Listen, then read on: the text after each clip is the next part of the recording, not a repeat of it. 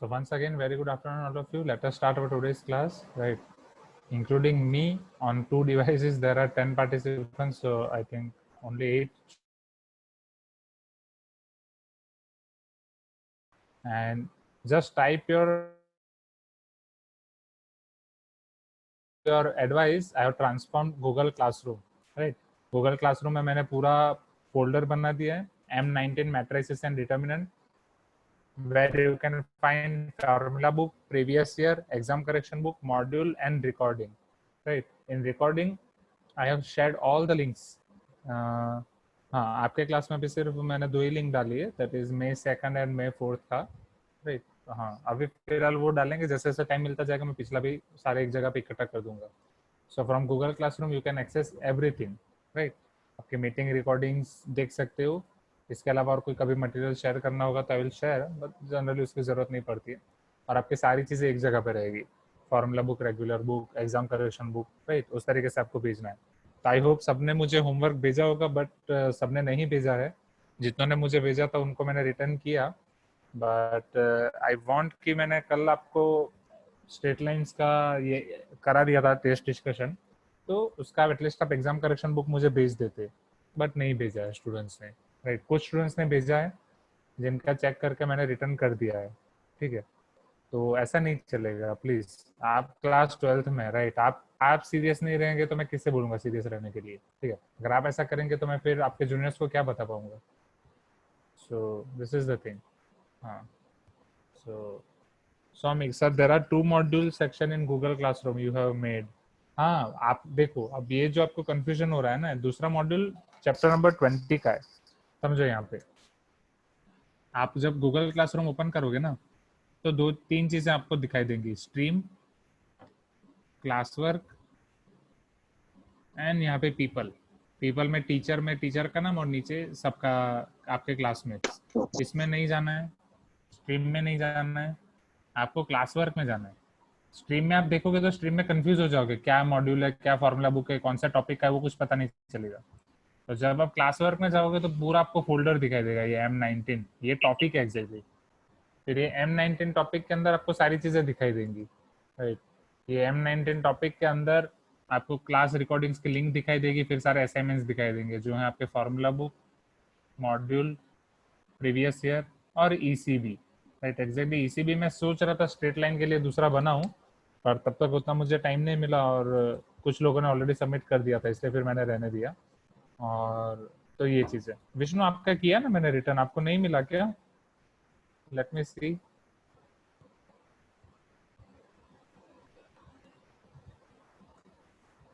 तो इस तरीके से आपको अपलोड करना है. Is it clear? सो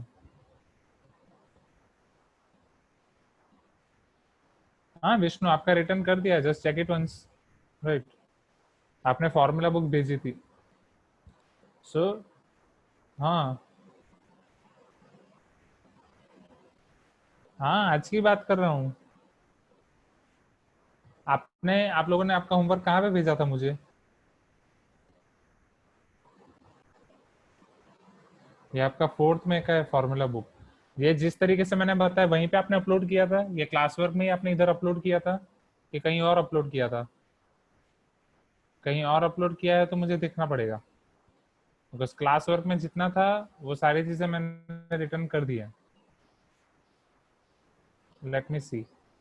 हाँ यस, हाँ ये देखो. हाँ, हर्षिता है, वर्षा है, मनोज है, सौमिक. हाँ, ये आपने बाहर डाला है, बट स्टिल यहाँ पे राधिका का और उसका तो नहीं मिल रहा. ठीक है, wait, let me do one thing.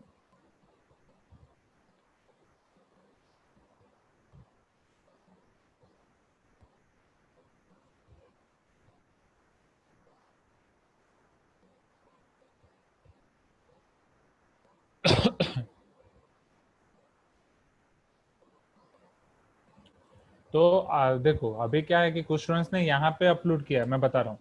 कुछ स्टूडेंट्स ने यहाँ पे अपलोड किया है ये स्ट्रीम में. तो स्ट्रीम में आप अपलोड करोगे तो वहां से मैं रिटर्न नहीं कर पाऊंगा, ठीक है? यहाँ स्ट्रीम में अपलोड मत करो, राइट? इस तरीके से क्लास वर्क में जाके अपलोड करो. Okay, so now Vishnu, today I have sent 2 PDFs in module created by you on 4th May. Let me see. हाँ हाँ, नो प्रॉब्लम नो प्रॉब्लम, वो पहले कर दिया था तो चलेगा, अभी उसको कुछ मत करो। वो हो गया है तो हो गया है, अब इधर का देख लेते हैं। तो विष्णु बोल रहे हैं कि आपने मॉड्यूल में सेंड किए हैं, लेट मी सी। तो वो आपने आई थिंक 20 में वाले में तो नहीं भेज दिए। हाँ हे भगवान। सी, आप लोगों ने क्या किया है, विष्णु, एबिन और राधिका एंड गौरी, आप लोगों ने ना इसमें भेज दिया है, M20 वाले में भेज दिया है, M20 टॉपिक के अंदर के जो मॉड्यूल है ना उसके अंदर भेज दिया है, ठीक है। इसलिए सो आप लोगों ने, can you see this, M20 के मॉड्यूल वाले में भेज दिया है। तो नहीं नहीं, आपको अगेन सेंड करने की जरूरत नहीं है, मैं आपको अभी रिटर्न कर देता हूँ। बट आप, आपके लिए मैं बोल रहा हूँ इसको यहाँ से हटा के इधर डाल दो, ठीक है। फायदा क्या होगा, आपके लिए सारी चीजें एक जगह पे अरेंज रहेंगी, ठीक है। तो आज जस्ट इसको यहाँ पे रिमूव करके यहाँ पे डाल देना। Right, let me check and return you as quickly as possible. तो यहाँ पे विष्णु, एबिन, राधिका एंड गौरी, तो तीनों आ गए, ठीक है। बस आप लोगों को कोई डाउट था ना?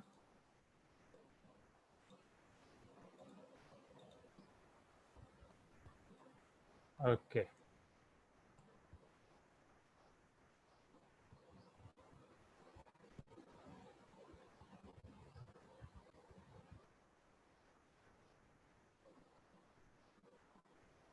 तो ठीक है, रिटर्न।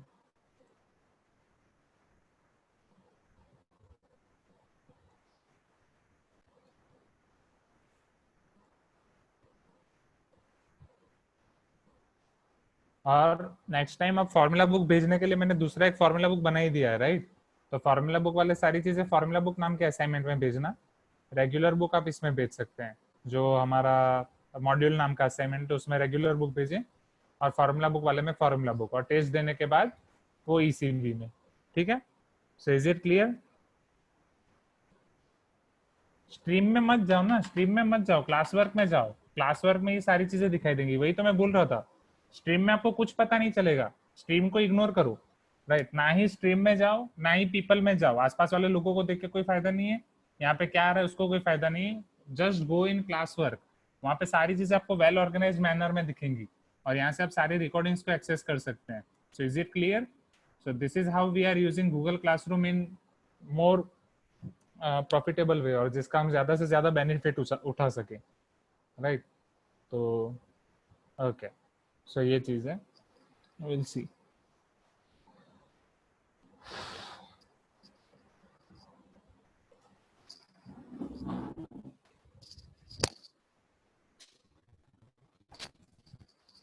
चलो, अब यहाँ पे मनोज पूछ रहे हैं कि sir which chapter test will be on this Sunday, ठीक है। तो ये संडे के बारे में पहले आप मुझे ये बताओ कि आपका एमटी कब है? 17 ना? राइट, एमटी आई थिंक आपका 17 मई को है ना? Friends please give me some response. Right, so May 17, और ये संडे होगा आपका May 10। ओके, May 17 में आपके 12th के चैप्टर्स हैं, relation and function and inverse trigonometry, isn't it? ये दोनों ही है ना, जैसा सेशन सर ने डाला था। चलो अब May 10, तो May 10 में बोलो कौन सा एग्जाम दोगे? स्ट्रेट लाइन का हमारा हो गया, सर्कल, सर्कल का रखें। ये चैप्टर भी वैसे डिटर्मिनेंट खत्म होने को है, ओके।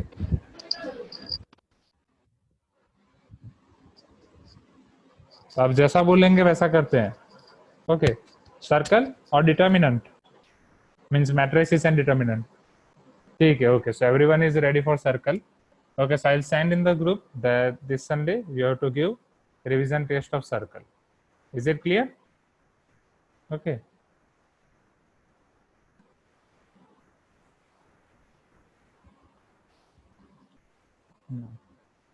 ठीक है, तो मुझे रिमाइंड कराना, इवनिंग में मैं ग्रुप में मैसेज डाल दूंगा, ओके। चलो तो आगे बढ़ते हैं। So yes, Google classroom regarding any doubt? Google classroom में सारी चीजें क्लियर हो गई ना? तो इस तरीके से सारी चीजें मस्त वेल ऑर्गेनाइज मैनर में सब हो जाएगा, ओके।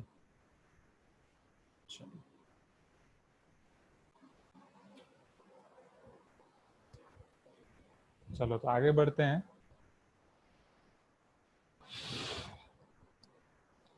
सो M19.3, राइट, वो मैंने आपको बोला था करने के लिए, और 19.4 के कुछ क्वेश्चंस बोले थे। तो फटाफट मुझे आप बताएं, आपको 19.3 में कौन कौन से क्वेश्चंस में डाउट्स हैं वो पहले देख लेते हैं, फिर 19.4 में हम आगे बढ़ते हैं, ठीक है। 19.4 में जो क्वेश्चन दिए थे उसके डाउट देख लेंगे, मोस्ट प्रोबेबली हो ही गए होंगे, और फिर उसके बाकी की बहुत सारी प्रॉपर्टीज और वो देखेंगे। So M19.3 Vishnu is having doubt, homework 7-9, okay. Kalpana IC 4th, okay.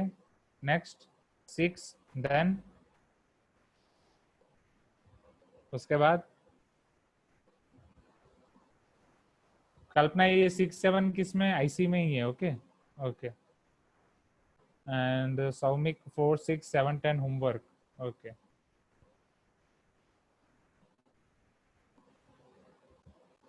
Next Varsha 10 कौन सा है, IC या होमवर्क? IC। चलो नवरात्रि का IC 4th आ गया, 6-7-10 आ गया। वर्षा डिसाइड कर लो आराम से। चलो सृष्टि IC 7-10, ओके ओके। सो चलो शुरू करते हैं। Give me 1 minute. यहाँ पे let me open the module.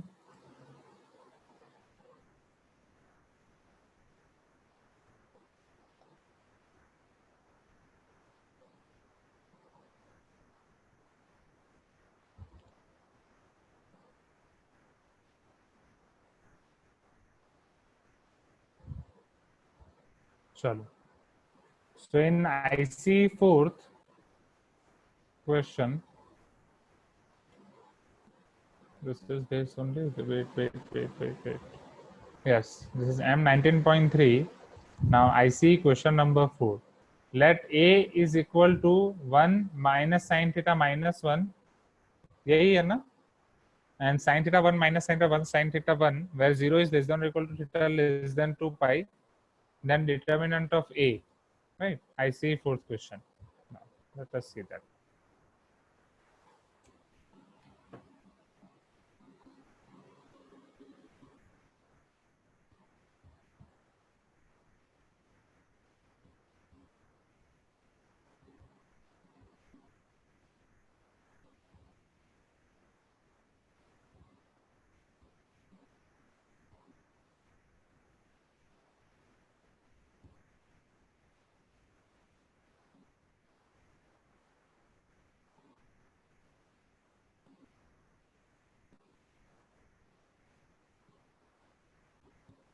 तो यहाँ से आपको पूछा गया डिटर्मिनेंट ए की वैल्यू क्या होगी, राइट? डिटर्मिनेंट ए आपका कहाँ से कहाँ के बीच में होगा।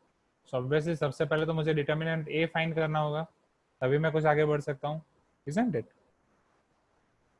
चलो अब डिटर्मिनेंट ए हम कैसे फाइंड करेंगे, राइट? यहाँ पे तब तक दूसरे डाउट भी आपके आ गए हैं। So IC 7-10 I included, ICE 8, okay, let me include that, then homework 2-5, okay 2-5 and 4-6-7-10। तो इरफान ये 4-6-7-10 कहाँ का है, IC या होमवर्क?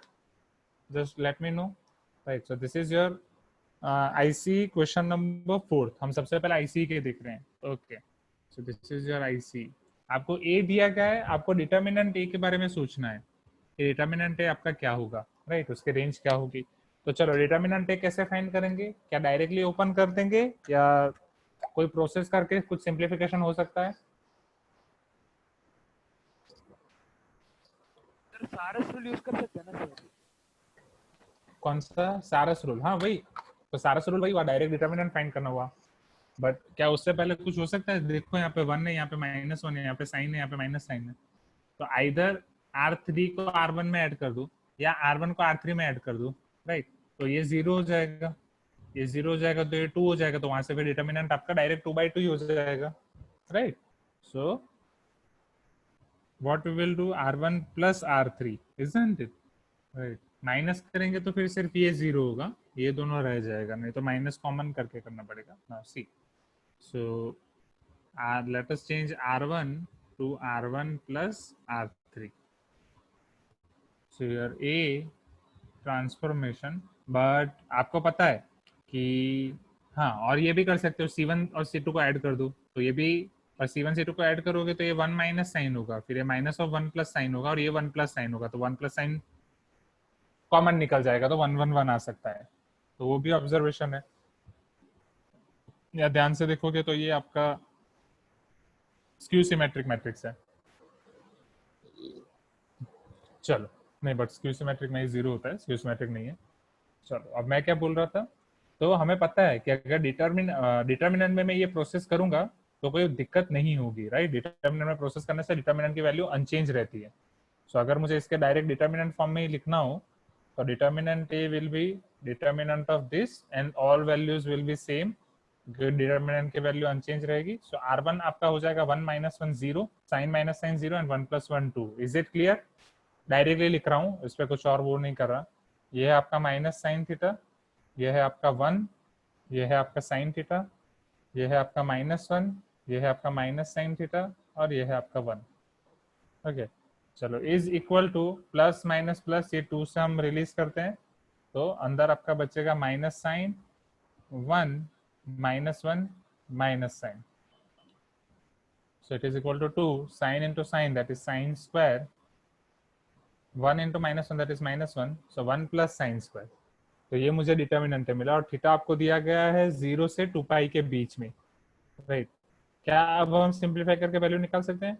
अगर थीटा 0 से 2 पाई के बीच में है तो साइन स्क्वायर थीटा कहाँ से कहाँ होगा, राइट, वो तो हम निकाल सकते हैं, और फिर साइन स्क्वायर थीटा से हम ये रेंज निकाल सकते हैं।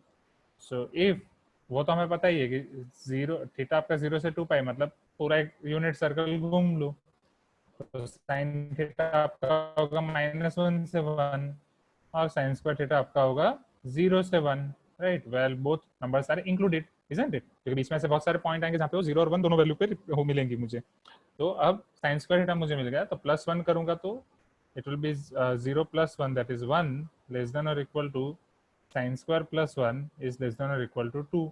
अब मुझे फाइंड करना है 2 टाइम्स, तो अगर दोनों जगह 2 से मल्टीप्लाई कर दूंगा तो 2 times will be less than और equal to 2 times sine square +1 is less than or equal to 2 2s are 4, and this is nothing but our determinant A.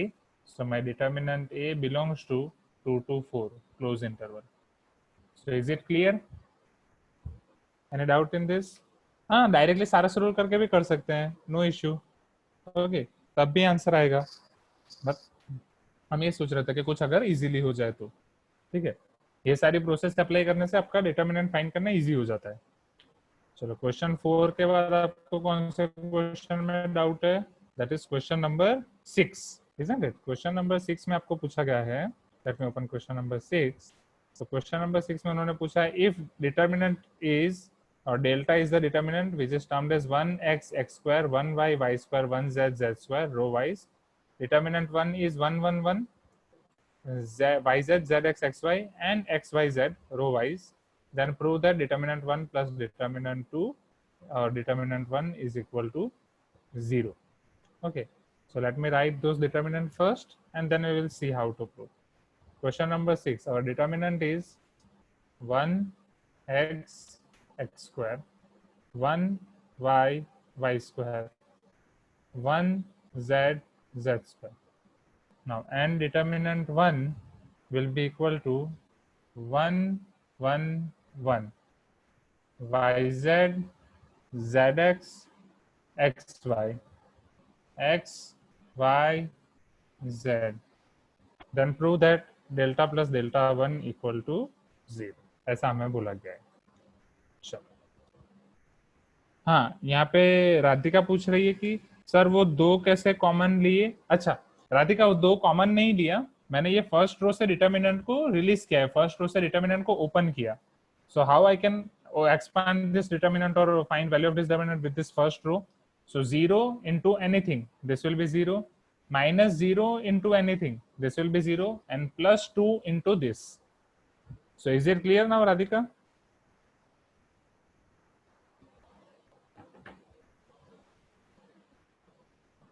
Okay, चलो, अब ये हमारे पास है डेल्टा एंड डेल्टा 1, जिसके लिए हमें प्रूव करना है delta plus delta 1 is equal to 0। Okay, so सोचो, ये भी आसान है, हम कैसे कर सकते हैं? आप अगर दोनों डिटर्मिनेंट को साथ में देखेंगे, राइट, या थोड़ा सोचेंगे, तो उन दोनों का +0 आ रहा है, मतलब एक दूसरे का वो हो सकता है, राइट, या क्या बोलते हैं, रेसिप्रोकल, इनवर्स, मतलब इनवर्स या, हाँ पता नहीं, शायद मुझे अभी वर्ड नहीं मिल रहा है। ओके, तो उस तरीके से कर सकते हैं। सोचो वन, हाँ, तो एक चीज हमें मनोज बोल रहे हैं कि चलो ट्रांसपोज ले लेते हैं, तो ये कॉलम रो में कन्वर्ट हो जाएगी, तो एक वन वन मिल जाएगा, इजंट इट? चलो इस तरीके से शुरू तो करते हैं, फिर देखते हैं कहाँ पे पहुंचते हैं। ओके, सो एंड यहाँ पे हर्षा बोल रहे हैं multiply X Y Z to C1 C2 C3 and taking x Y Z common from R2 from delta one. Okay, वो भी देखेंगे। तो अकॉर्डिंग टू श्री हर्षा यहाँ पे हम एक्स एक्स यहाँ पे एक्स मल्टीप्लाई करेंगे, यहाँ पे वाई, यहाँ पे जेड, तो ये आपका X Y Z X Y Z X Y Z हो जाएगा, उसको निकाल देंगे, तो ये X square Y square Z square और ये एक्स वाई जेड, तो इस तरीके का कुछ मिल ही जाएगा। ओके, तो चलो स्टेप बाय स्टेप करते हैं, बहुत सारी चीजें कर सकते हैं।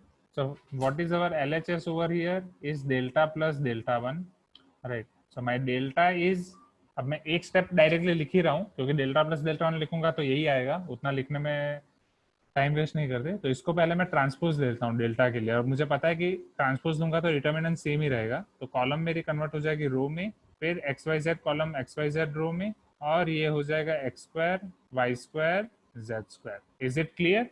और अभी मुझे याद आया, एक मिनट, यहाँ से दो तीन चीजें, कि आपका जो न्यू मॉड्यूल है, तो न्यू मॉड्यूल का मुझे मैट्रिसेस एंड डिटर्मिनेंट का मॉड्यूल किसने भेजा था? स्टूडेंट किसने मुझे वो पीडीएफ बना के भेजा था? क्या न्यू मॉड्यूल में मैट्रिसेस डिटर्मिनेंट अलग अलग चैप्टर है कि एक ही चैप्टर में दिया गया है? स्टूडेंट्स, क्या याद है कि मुझे ढूंढना पड़ेगा? ठीक है, तो एक काम करना, जो भी थे एक बार देख, डिफरेंट है ना, ठीक है। तो न्यू मॉड्यूल में से जिसने मुझे मैट्रिसेस एंड डिटर्मिनेंट भेजा था, ओके, अभी आ रही आवाज? तो वो जस्ट देख लेना वो कौन है स्टूडेंट, वही मुझे इसका सॉल्यूशन भी भेज देना, क्योंकि ये चीज मुझे भेजनी है जिन लोगों को ये नए मॉड्यूल नहीं मिले हैं, राइट? जो हर्षा है, दिलीप है, अभिषेक है, इन तीनों को मुझे भेजनी है ये सारी चीजें, right?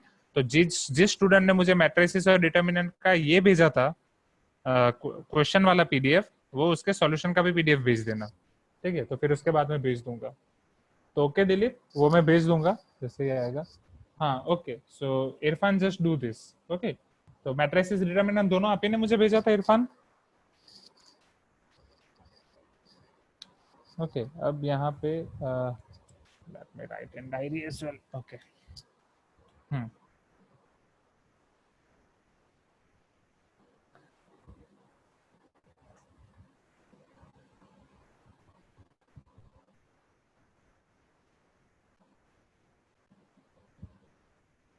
Okay, so let us simplify this.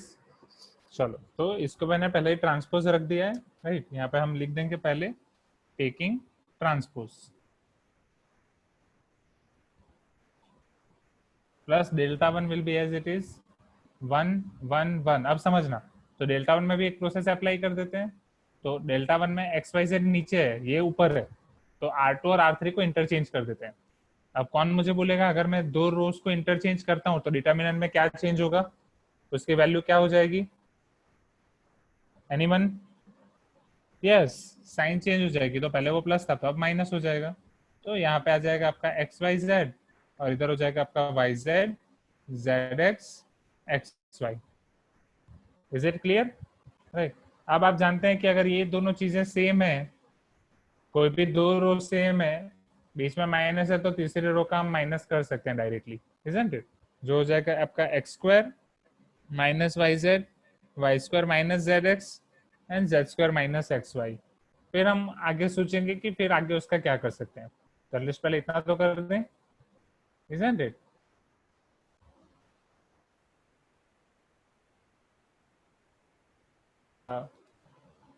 ठीक है, so it will be equal to 1 1 1 x Y z. अब यहाँ पे अगर मैं डायरेक्ट माइनस करूंगा, so x square minus y z करूंगा, या y square minus Z x करूंगा, z square minus x y करूंगा, उसके बाद हम क्या करेंगे? उसके बाद सिंप्लीफाई करना डिफिकल्ट हो जाएगा, समझो, क्योंकि यहाँ पे एक्स स्क्वायर है और यहाँ पे वाई जेड है, राइट? अगर यहाँ पे एक्स भी होता तो चलो हम कुछ कॉमन निकाल के कुछ कर सकते, right? So we are going to do now, जो हर्षा ने हमें बोला था, राइट, जो यहाँ पे तमुजीत ने हमें बोला कि सिंप्लीफाई करना डिफिकल्ट होगा, तो हर्षा ने जो मेथड हमें यहाँ पे बोली थी वो हम मेथड यहाँ पे यूज करते हैं, ठीक है। तो उससे फायदा क्या होगा, डेल्टा वन हमारा डेल्टा के फॉर्म में कन्वर्ट हो सकता है, राइट। चलो, तो अब हम क्या करेंगे, तो जैसा हर्षा ने बोला था, यहाँ पे वाई जेड है, एक्स नहीं है, यहाँ पे जेड एक्स है, वाई नहीं है, यहाँ पे एक्स वाई है, जेड नहीं है। तो हम फर्स्ट कॉलम में एक्स से मल्टीप्लाई करेंगे, सेकंड कॉलम में वाई से, और थर्ड कॉलम में जेड से। फिर देखते हैं फिर आगे क्या कर सकते हैं, राइट। सो समझना अब यहाँ पे जो मैं यहाँ पे करने जा रहा हूँ।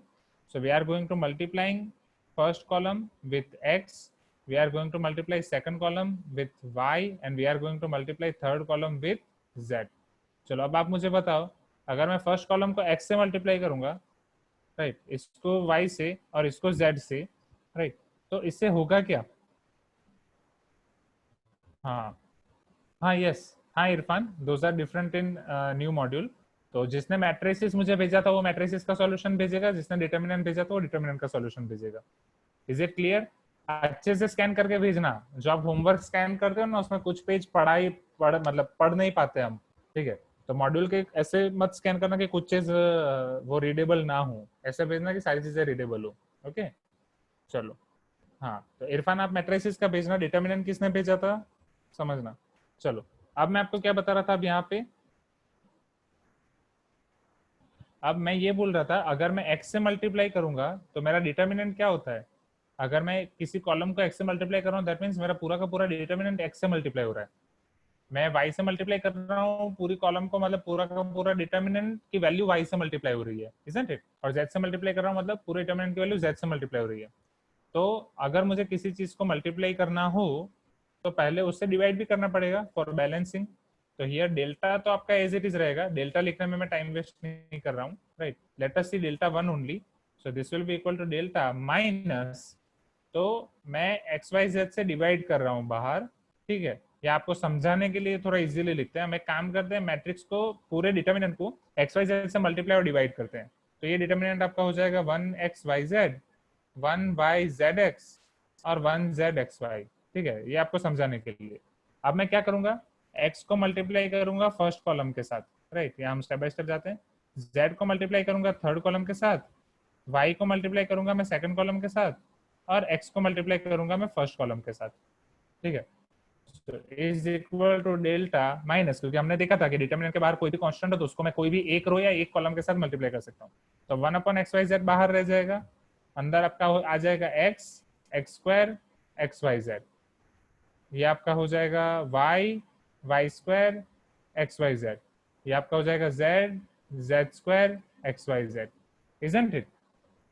अब ये xyz को बाहर निकाल रहा हूँ वापिस, क्योंकि जैसे डिटर्मिनेंट में मैं हर एक रो या कॉलम में कुछ मल्टीप्लाई कर सकता हूँ, वैसे हर एक रो या कॉलम से कुछ बाहर निकाल सकता हूँ। सो this will B delta minus, right, ये लास्ट वाली जो रो है R3, वहां से क्या मैं x into Y into Z common निकाल सकता हूँ, right. So it will be xyz divide by xyz, और ये डिटर्मिनेंट आपका हो जाएगा x² 1 y² 1 z² 1, जहाँ पे ये आपका कैंसिल हो जाएगा, इजंट इट।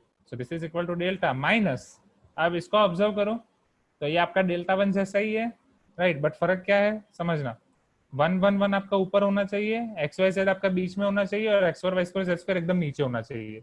तो स्टेप बाय स्टेप जाएंगे, पहले मैं इन दोनों रो को इंटरचेंज कर रहा हूँ, जब मैं इन दोनों रो को इंटरचेंज करूंगा तो ये प्लस हो जाएगा, राइट। तो यहाँ पे मैं क्या लिखूंगा, आवाज नहीं आ रहा था सर।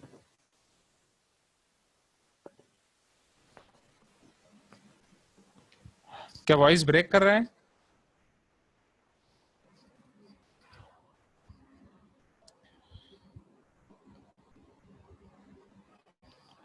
स्टूडेंट्स।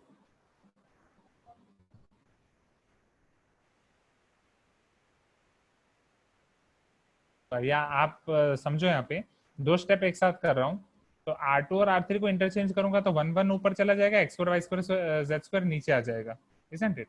अब ये x4 y² z² तो नीचे आ गया, अब मेरे पास 1 1 1 यहाँ पे, x y z यहाँ पे है, फिर उन दोनों को भी इंटरचेंज कर दूंगा। मतलब मैं क्या कर रहा हूँ, पहले R2 और R3 को इंटरचेंज कर रहा हूँ, उसके बाद R1 और R2 को इंटरचेंज कर रहा हूँ, दो स्टेप एक साथ कर रहा हूँ, पता चलेगा, कर सकता हूँ मैं। तो ये पहले 1 1 1 ऊपर, X square Y square Z square नीचे, अब X square Y square Z square नीचे आ गया, अब उसको नहीं छेड़ना है। अब ये 1 1 1 ऊपर है, एक्स वाई जेड उसके ऊपर है, उन दोनों को छेड़ूंगा तो एक्स वाई जेड नीचे 1 1 1 ऊपर। So what I will get final 1 1 1 x Y Z x square Y square Z square. Is it clear? और ये वैल्यू वैसे की वैसी रहेगी, क्यों? क्योंकि एक बार रो चेंज किया तो माइनस की प्लस हुई, फिर वापस रो चेंज किया तो प्लस की वापस माइनस हो गई। दो बार रो ऑपरेशन अप्लाई किया तो जैसा डिटरमिनेंट था वैसा का वैसा ही रह गया। और अगर आप इसे ध्यान से देखेंगे तो this is what your delta only 1 1 1 x Y Z x square Y square Z square. So delta minus delta is equal to 0। Is it clear? एक बार वापस रिपीट कर रहा हूं। क्वेश्चन नंबर 6 में आपको दिया गया है delta is equal to 1 x x square 1 Y Y square 1 Z Z square. Delta 1 आपको दिया गया है 1 1 1 Y Z Z X Y Z. We have to prove that delta plus delta 1 equal to 0। तो आप पूरा प्रूव कर सकते हो या सिर्फ डेल्टा 1 को पकड़े रखो, कोई भी एक को दूसरे का माइनस दिखा सकते हो, राइट? कि उसका वो क्या बोलते हैं, नेगेटिव साइन, मतलब नेगेटिव नंबर है, जैसे रेसिप्रोकल, तो इनवर्स क्या, ठीक है अभी वर्ड नहीं आ रहा दिमाग में। So what we are going to do over here, तो सबसे पहले हमने क्या किया, तो यहाँ पे हमारा 1 1 1 एक्स वाई जेड के फॉर्म में रख दिया और Y Z Z X X Y को नीचे कर दिया, क्योंकि इनिशियली हम सोच रहे थे सब्ट्रैक्ट करेंगे, बट अगर सब्ट्रैक्ट करेंगे तो और डिफिकल्ट हो रहा था, तो पहले सिंप्लीफाई कर देते हैं। पहले एक्स वाई जेड को मल्टीप्लाई कर दिया, तो यहाँ पे एक्स वाई जेड एक्स और एक्स वाई जेड आ गया। तो ये चीजें याद रखनी है। आप हर बार ये पूछते हो कि सर एग्जाम में पता नहीं चलता करना क्या है, तो इट इज जस्ट ऑब्जर्वेशन। समझो यहाँ पे वाई जेड है, एक्स नहीं है, एक्स जेड है, वाई नहीं है, एक्स वाई है, जेड नहीं है, तो मुझे एक्स वाई और जेड से इन तीनों कॉलम को मल्टीप्लाई करना है। अब वो मल्टीप्लाई करने के लिए मुझे डिवाइड भी करना पड़ेगा। So x Y z by x Y z, ये एक्स को पहली कॉलम के साथ, वाई को दूसरी कॉलम के साथ, जेड को तीसरी कॉलम के साथ। सिंप्लीफाई करने से मुझे ये मिला। तो यहाँ पे पूरा एक्स वाई जेड हो गया, तीसरी रो में से एक्स वाई जेड कॉमन, वो कैंसिल हो गया। फिर जो मिला उसकी दो बार रो चेंज की तो मेरा डेल्टा आ गया, इससे minus. Is it clear? Type in chat box if you are having any doubt, you can ask. If you are having any doubt, you can ask.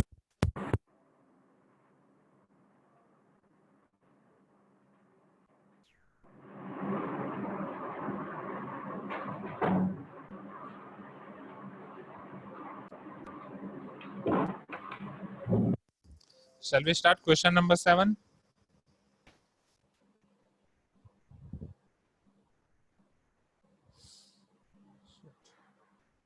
ये आपके मैंने नीचे क्वेश्चन नंबर लिखे थे, वो सारे रब हो गए जल्दी जल्दी में, ये क्लियर करने में। 19.3 में कौन कौन से क्वेश्चन में आपको डाउट था? 4 और 6 हमने देखा, उसके बाद 7 और 10 इतना मुझे याद है। 7 10 के बाद और कोई में डाउट था? एक बार वापस लिख लेना, क्योंकि बोर्ड ड्रॉप करने के चक्कर में वो क्वेश्चंस डिलीट रब हो गए। सो 7 and 10 will see.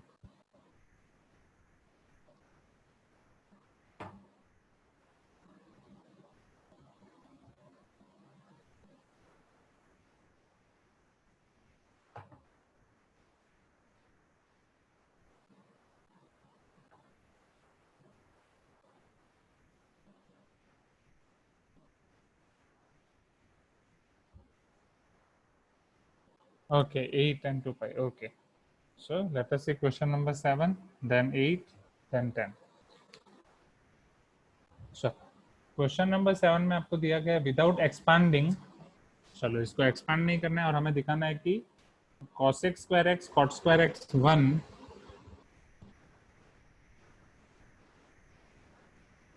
and cot square x cosec square x minus 1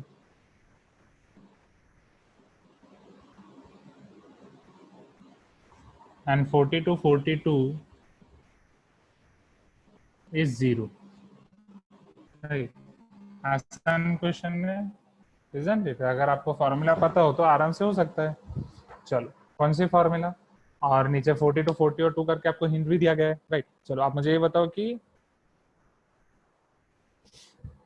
cosec square cot square वाली फॉर्मूला कौन बताएगा? What is the relation between cosec square and cot square x? Okay,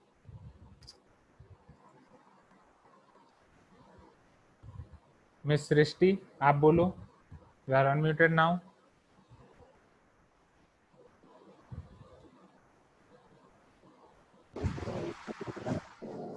हाँ सृष्टि, cosec स्क्वायर और cot square वाली formula कौन सी होती है? कैन यू हियर मी?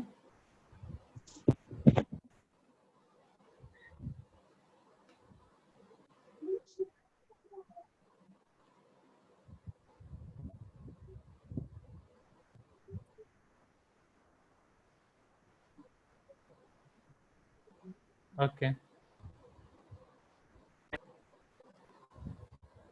राज बोलो, राज फॉर्मूला क्या होगी?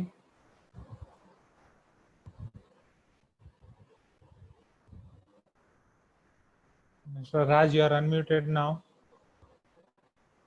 ठीक है, सो नाउ ठीक है, सब बहुत सारे स्टूडेंट्स ने एग्जाम इधर चैट बॉक्स में लिखा है। Raj, Varsha, Vishnu, Manoj, you all are right. Okay, जो फॉर्मूला लिखे in terms of that formula you all are right, that cot square x plus 1 is equal to cosec square x. So cosec square x is equal to 1 plus cot square x. Is it clear? So 1 plus cot square x is equal to cosec square x. Now ये कौन सी नई formula आ गई? cosec 2 theta equal to 1 plus cot 2 theta. cosec 2 theta equal to 1 plus cot 2 theta. कैसे कोई formula है उदय? Square है वो। अच्छा, so cosec square theta equal to 1 plus cot square theta. Okay, great. चलो, थीटा नहीं एक्स के टर्म में लिख दो ना, थीटा टाइप करना। चलो अब हम यहाँ पे क्या कर सकते हैं, तो उसको अगर आप ध्यान से देखें और जिसमें जीरो भी लाना है, इन दोनों को ऐड करो। 40 प्लस 2 क्या आ रहा है? 42। और वही आपका यहाँ पे आई थिंक स्क्रीन स्टक हो गई है।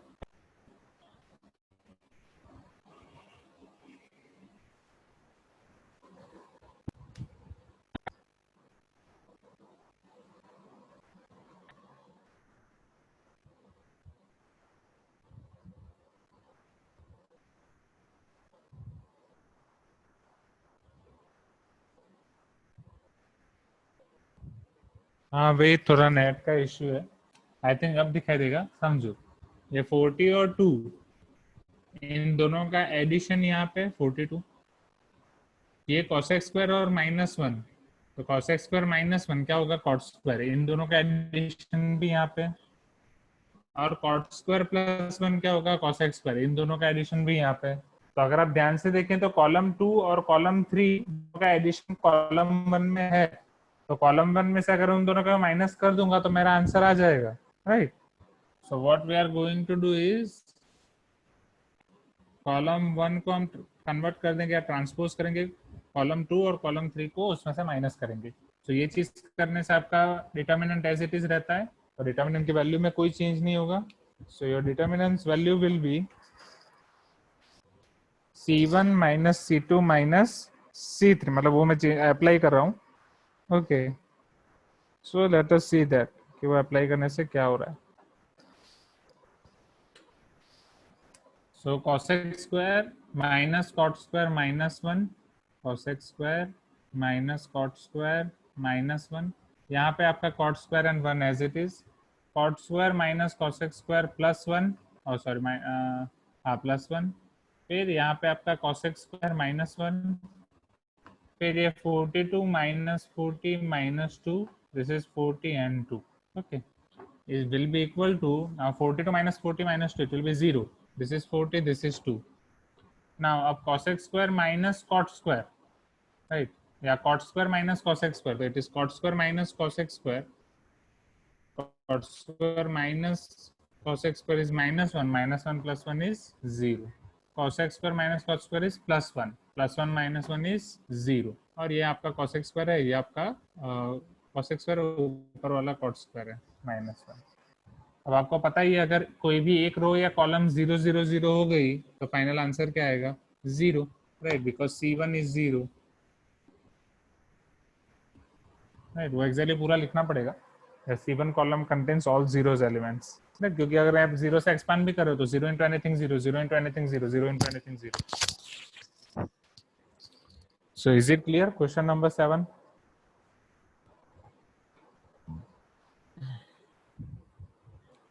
Can you hear me? Okay. चलो अब इसके बाद देखते हैं क्वेश्चन नंबर 8, जो आपके आईसीई का लास्ट क्वेश्चन है। लिखना कैसे है वो इम्पोर्टेंट है, बस दैट्स इट। ओके, चलो इन टर्म्स ऑफ बोर्ड। तो question number 8, find the value of the determinant where your determinant is delta is equal to root 23 plus root 3, root 15 plus root 46, 3 plus root 115,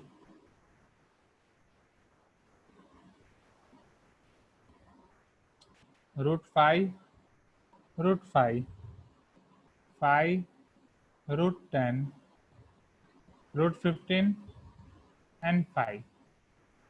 right, हमें इसकी value find करनी है। ठीक है, अगर आप सोचेंगे सारी प्रोसेस अप्लाई करेंगे तो बहुत आसान हो जाएगा, अगर नहीं सोच पा रहे हैं तो फिर डिफिकल्ट है। ओके, तो समझो यहाँ पे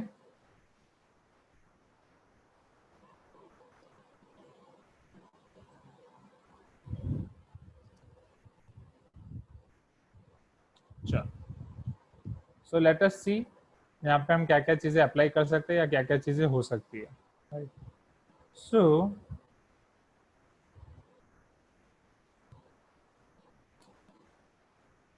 इसको अगर आप ध्यान से देखेंगे तो ये रूट 23 और रूट 3 है। 23 and 3 both are prime numbers, isn't it? 23 2s are 46 है एंड 3 5s are 15 है। इसको 5 से मल्टीप्लाई करके आ रहा है, इसको 2 से मल्टीप्लाई करके आ रहा है, वो छोड़ना पड़ेगा। फिर 115 का 23 के साथ रिलेशन है, हाँ। 3 5s are 15, 5 2s are 10, so 23 5s are 115, but root 3 into root 3 3 हो रहा है। ठीक है, तो मतलब अगर यहाँ पे दोनों जगह मल्टीपल सेम होता तो हम यहीं से कॉमन निकाल लेते। राइट, चलो अब यहाँ पे देखो तो रूट 5 5 रूट 15, तो क्या रूट 5 यहाँ पे है, सब में है अंदर, इन सब में रूट 5 कॉमन यहाँ से निकल सकता है।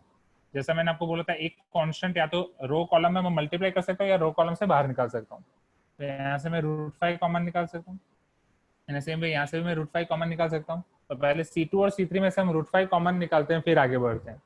और C1 में से हम कॉमन फिलहाल नहीं निकाल पाएंगे, क्यों? क्योंकि ये दोनों मल्टीपल है अलग अलग और ये तीनों मल्टीपल है अलग अलग। ठीक है, so here my delta will be equal to root 5 into root 5। Okay, जहाँ पे पहली कॉलम आपकी हो जाएगी रूट 23 प्लस रूट 3, दूसरी कॉलम मतलब पहले कॉलम में लिख रहा हूँ, पहले root 15 plus root 46, 3 plus root 115। यह सबको इसी टर्म में लिख देना हो तो let us write this as root 23 and this is root 3 only. Okay, चलो तो रूट 5 यहाँ से कॉमन ले लूंगा तो ये हो जाएगा आपका 1, 5 divide by root 5 is root 5, root 15 by root 5 is root 3। चलो अगेन ये 1, root 10 by root 5 is root 2, 5 by root 5 is root 5। तो अब जब भी आप ये कॉमन निकालते हो तो कॉमन निकालते हो उसको लिखा कैसे जाता है, ऐसे। C1 को अल्टीमेटली आपने C1 को 1 बाई रूट 5 से मल्टीप्लाई किया। राइट, 1 बाई रूट 5 से मल्टीप्लाई करना और रूट 5 कॉमन लेना, बोथ आर सेम टर्म्स। क्योंकि 1 बाई रूट 5 से मल्टीप्लाई करोगे अंदर तो बाहर रूट 5 से मल्टीप्लाई करना पड़ेगा, जो हम अभी देख के गए इसके पीछे वाले क्वेश्चन में। इन द सेम वे C2 को मैं मल्टीप्लाई कर रहा हूँ 1 बाई रूट 5 के साथ।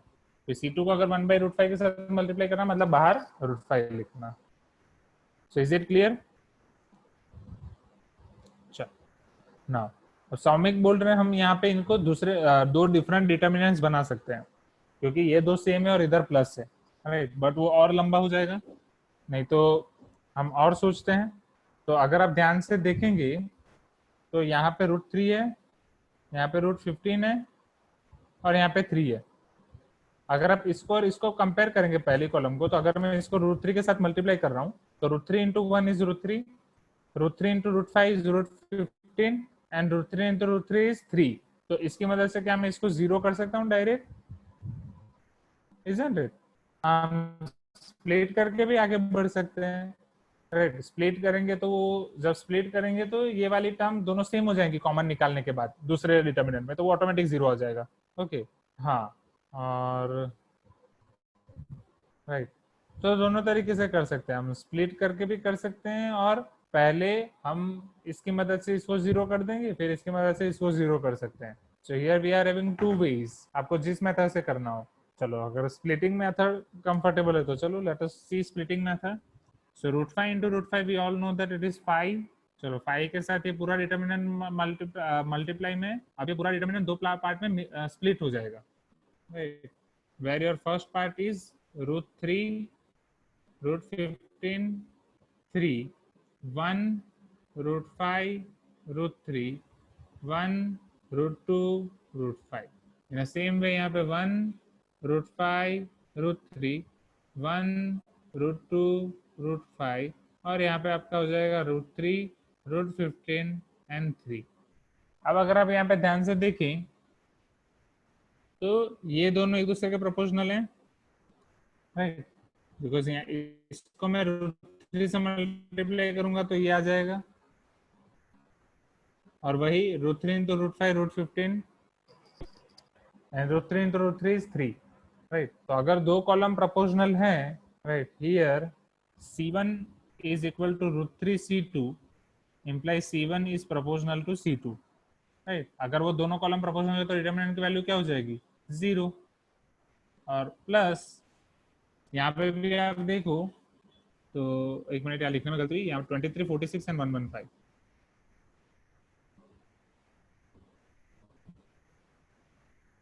So root 23 into 1 23, 23 2s are 46 and 23 5s are 115. So here also my C1 is equal to root 23 times C3. So implies C1 is proportional to C3.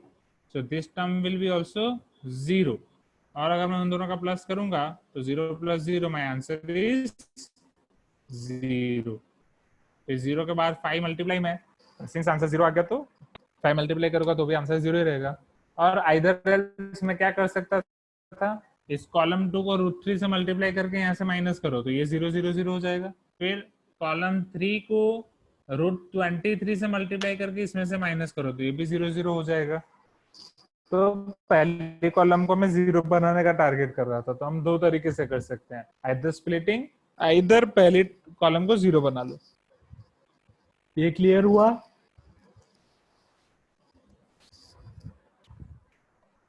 Late me explain this once again, एक बार explain कर लेता हूँ, फिर आप लोग chat box में बताना मुझे।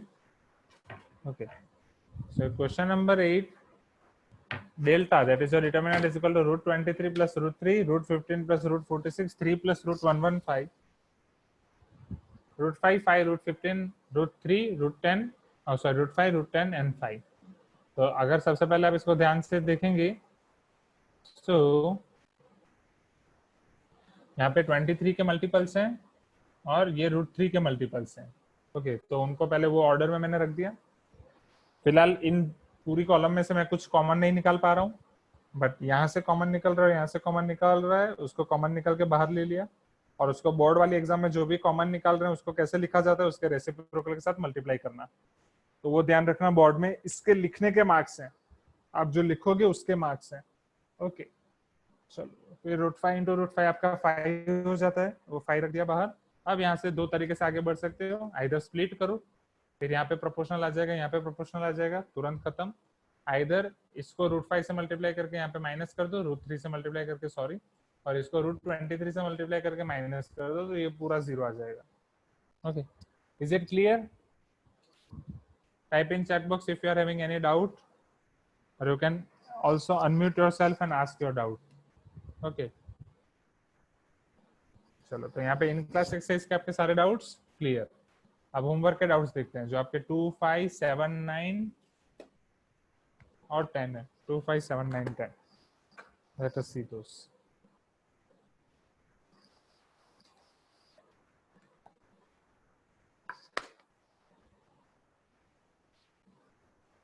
और 4, ओके। सो होमवर्क में आपको है, होमवर्क में देख लो, होमवर्क में आपको डाउट्स हैं 2 4 5 7 9 10। Any other?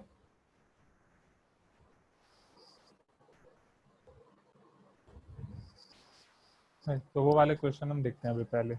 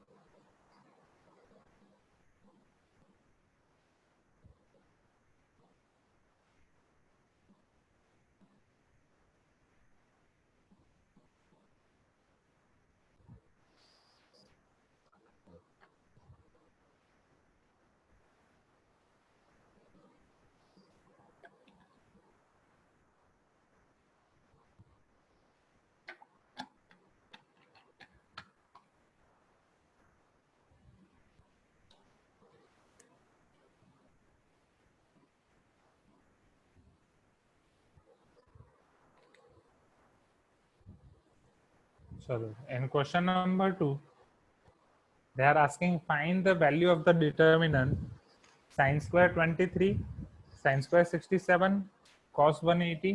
इस तरीके से पूरा है। Let me write all the determinant and hold it, sorry, हाँ, it is determinant only, not matrix। So sin square 23, sin square 67, cos 180 degree, sin square 67, sin square 23, cos 180 degree, cos 180 degree, sin square 23 degree and sin square 67 degree। Okay. चलो कैसे करेंगे? अगर सबसे पहले आप इसको ध्यान से देखो तो कुछ वैल्यू तो आपके पास ऑलरेडी है, isn't it? cos 180 क्या होता है? That is cos पाई, वो तो -1 ही हो जाएगा। ओके, तो ये -1 हो जाएगा। और देखेंगे तो अब ये सारी चीजें, ये भी -1 हो जाएगा। अब ये साइन स्क्वायर 23 है, साइन स्क्वायर 67 है, साइन स्क्वायर 67 है, साइन स्क्वायर 23 है, साइन स्क्वायर 23 है, साइन स्क्वायर 67 है। क्या 23 और 67 देख के तो कुछ क्लिक हो रहा है? 23 और 67 दोनों एक दूसरे के कैसे एंगल है? एनीवन? क्या 23 और 67 देख के कुछ क्लिक हो रहा है? 23 और 67 क्या हो सकता है? Complementary, isn't it? 23 plus 67 are 90। तो मैं किसी भी एक को दूसरे के फॉर्म में कन्वर्ट कर सकता हूँ in terms of complementary. Okay, तो जब मैं ये कंसेप्ट यूज करूंगा तो साइन स्क्वायर 23, राइट, मैं साइन स्क्वायर 23 को क्या लिख सकता हूँ? Will be equal to sine 90 minus 67 whole square, that will be cos square 67। तो या तो सारी चीजें 67 में कन्वर्ट कर दो या सारी चीजें 23 में कन्वर्ट कर दो, all depends on you. Okay, so ये साइन स्क्वायर 23 अभी मैंने कन्वर्ट किया, वो हो जाएगा कॉस स्क्वायर 67। ओके, चलो फिर ये साइन स्क्वायर 67 ऑलरेडी है, cos 180 -1, साइन स्क्वायर 67 ऑलरेडी है, ये साइन स्क्वायर 23 क्या हो जाएगा? cos square 67, cos 180 -1, cos 180 -1, sign square 23 आपका क्या हो जाएगा? cos स्क्वायर 67, और ये आपका हो जाएगा sine square 67। Okay, now is equal to, अब आप समझ सकते हो अब मुझे क्या करना है, राइट? अगर आप इसे देखोगे तो ये आपका सिमेट्रिक है। सिमेट्रिक है तो आप वेट, हाँ हाँ, सिमेट्रिक नहीं है, इसको छोड़ के, ठीक है? तो जैसे आपको करना हो, चलो अगर मैं कॉलम वाइज कर रहा हूँ तो सारी कॉलम को पहली कॉलम में ऐड कर देता हूँ, या सारी रो को मैं पर सारी रो को आप ऐड करने जाओगे तो यहाँ पे दिक्कत हो जाएगी, इसलिए कॉलम वाइज प्रोसीजर ही हम कर सकते हैं। Column wise procedure will be best. So column wise में सारी कॉलम को ऐड कर देता हूँ पहली कॉलम में। तो पहली कॉलम हो जाएगी C1 plus C2 plus C3, so it is cos square plus sign square -1, नीचे sine square plus cos square -1, और नीचे -1 plus cos square plus sine square. So it is sine square cos square -1 sine square. तो यहाँ पे आप देख सकते हो कि 1 -1 0, 1 -1 0, 1 -1 0, पहली column 0, final answer is 0। Is it clear? Shall we move to next question? Okay. So ये था आपका होमवर्क का क्वेश्चन नंबर 2. लेट अस सी क्वेश्चन नंबर 4. ओके, तो डिटर्मिनेंट में यही है. डिटर्मिनेंट में अगर आपको ये पता चल गया कि कौन सी रो कॉलम ऑपरेशन अप्लाई करने से आपका काम इजी हो जाएगा, then your question is done. Right, पूरे डिटर्मिनेंट में बस यही करना है. ओके, फिर अभी हम आगे जो और प्रॉपर्टीज पढ़ेंगे उसके बेस पे बाकी सारी चीजें. चलो, सो इन question number 4, okay, it is given as find the value of delta, right, where your delta is a to the power x plus a to the power minus x whole square, a to the power x minus a to the power minus x whole square. Here it is 1. Okay, so this is a to the power y plus a to the power minus y whole square. This is a to the power y minus a to the power minus y whole square, 1, and it is a to the power z plus a to the power minus z whole square, a to the power z minus a to the power minus z whole square plus 1. We have to find its value. चलो कैसे करेंगे, थोड़ा दिमाग लगाओ, एकदम आसान question है, isn't it? अगर आप इस पे सोचोगे तो इसका एक्सपेंशन करोगे a square plus 2ab plus b square, तो इसका मिडिल टर्म क्या आएगा, a to the power 2x plus 2 times a to the power x, a to the power minus x cancel, और ये हो जाएगा आपका a to the power minus 2x. तो यहाँ पे भी मिडिल टर्म आएगा 2 2 2, यहाँ पे मिडिल टर्म आएगा -2 -2 -2, और यहाँ पे 1 1 1. तो अगर मैं 1 1 1 को 2 2 2 से मल्टीप्लाई करके इससे माइनस कर दूं तो यहाँ पे बचेगा a to the power 2x plus a to the power minus 2x, a to the power 2y plus a to the power minus 2y, a to the power 2z plus a to the power minus 2z.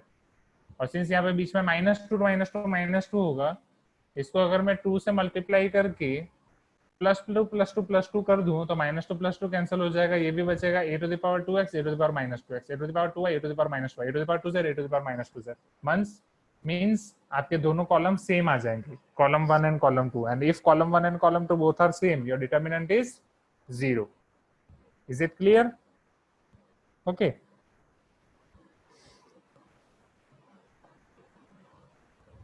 Right now. Okay, यहाँ पे कुछ और suggestion आए हैं वो भी देख लेते हैं. तो विष्णु बोल रहे हैं C1 को चेंज करेंगे C1 प्लस C2, तो C1 प्लस C2 करेंगे तो आपकी मिडिल टर्म चेंज हो जाएगी, 2 times a to the power 2x plus a to the power minus 2x ऐसा बचेगा, और ज्यादा से ज्यादा 2 कॉमन निकाल सकते हैं. फिर क्या होगा विष्णु, तो C1 equal to C1 plus C2 करने से नहीं हो पाएगा. हाँ, C1 माइनस C2 करेंगे तो मिडिल टर्म, हाँ तो C1 माइनस C2 से हो सकता है. C1 माइनस C2 करने से क्या होगा, ये कैंसिल हो जाएगा, तो +2 +2 +2 +2 +2 +2 तो +4 बच जाएगा. फिर या तो इसको 4 से यहाँ 4 कॉमन निकाल दो तो 1 1 1 1 1, खेल खत्म. C1 माइनस C2 से हो जाएगा. फिर हर्षा बोल रहे हैं expand an R1 minus R2. Expand an R1 minus R2 मतलब पहले R1 माइनस R2 करके फिर एक्सपांड करना है. Okay, not R1 minus R2, C1 minus C2 only. Okay, चलो. So and Tamojit was telling that C1 minus C2 minus 4C3, तो वही हुआ, पहले C1 minus C2 करेंगे फिर 4 को कॉमन निकाल देंगे या 4 हो, तो जैसा करना हो. Right, this all methods are easy. तो चलो C1 minus C2 कर देते हैं. ओके, सो इफ C1 को हम कन्वर्ट करते हैं C1 minus C2, तो a to the power 2x minus a to the power 2x cancel, इसका मिडिल टर्म +2, इसका middle term -2, and +2 -2 will be 4. Direct लिख रहा हूँ, पता चल रहा है ना. इन the same way middle term में भी आ जाएगा 4, x की जगह पे y है, और यहाँ पे भी आ जाएगा 4, जस्ट x की जगह पे z है. राइट, क्या चीजें क्लियर हो रही हैं? Second column will be as it is a to the power x minus a to the power minus x whole square. फिर यहाँ पे a to the power y minus a to the power minus y whole square, and this is a to the power z minus a to the power minus z whole square, and this is 1 1 1. Okay, चलो यहाँ से 4 को common निकालते हैं.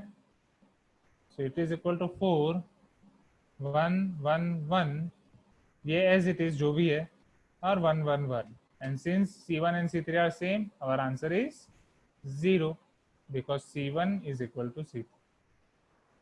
Is it clear? या पहले ही लिख सकते हैं C1 is proportional to C3 directly 0 लिख सकते हैं।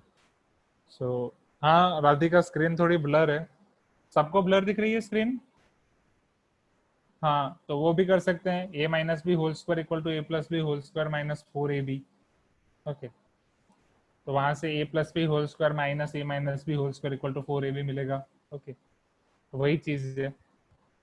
ओके, रीडेबल नहीं है क्या? आप पढ़ नहीं पा रहे हो? स्क्रीन कितने लोगों को ब्लर दिख रही है? पढ़ नहीं पा रहे हो तो थोड़ी देर रुक जाते हैं, पढ़ पा रहे हो तो कंटिन्यू करते हैं, आगे बढ़ते हैं।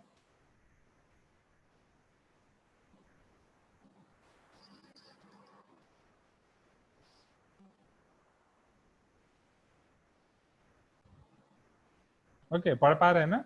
सो let us move forward. Question 4 सबको क्लियर हो गया ना? I want response from each one of you. क्या क्वेश्चन 4 सबका हो गया? शुरू करें question 5।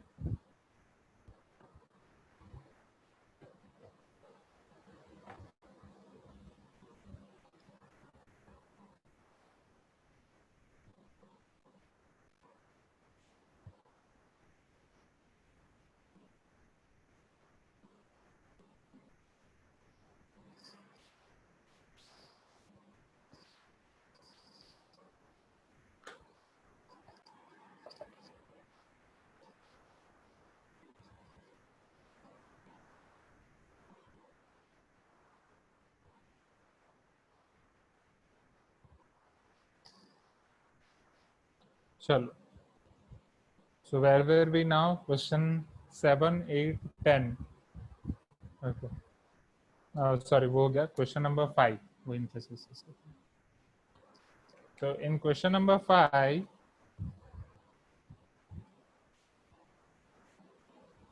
they are telling that given that x into y into z equal to -1, here x into y into z is equal to -1. Now we have to find value of the determinant, or we have to find this x, y, z, x square, y square, z square, 1 plus x cube, 1 plus y cube, 1 plus z cube. Okay, चलो कैसे करेंगे? और आपको answer दिया गया है कि वो 0 है, पॉजिटिव है, नेगेटिव है या नन। ठीक है, अब ध्यान से सोचे तो इजी है। ओके, और थोड़ा सिमिलर भी है जैसा हम लास्ट टाइम करके गए थे। ओके, चलो, यस। ओके, तो यहाँ पे बहुत सारे सजेशन आए कि सर स्प्लिट C3। ओके, और R1 माइनस R2। ओके, चलो तो पहले स्प्लिट करते हैं। ओके, फिर देखते हैं क्या कर सकते हैं। ओके, चलो, सो this will become x y z x square y square z square, और यहाँ पे आपका आएगा 1 1 1।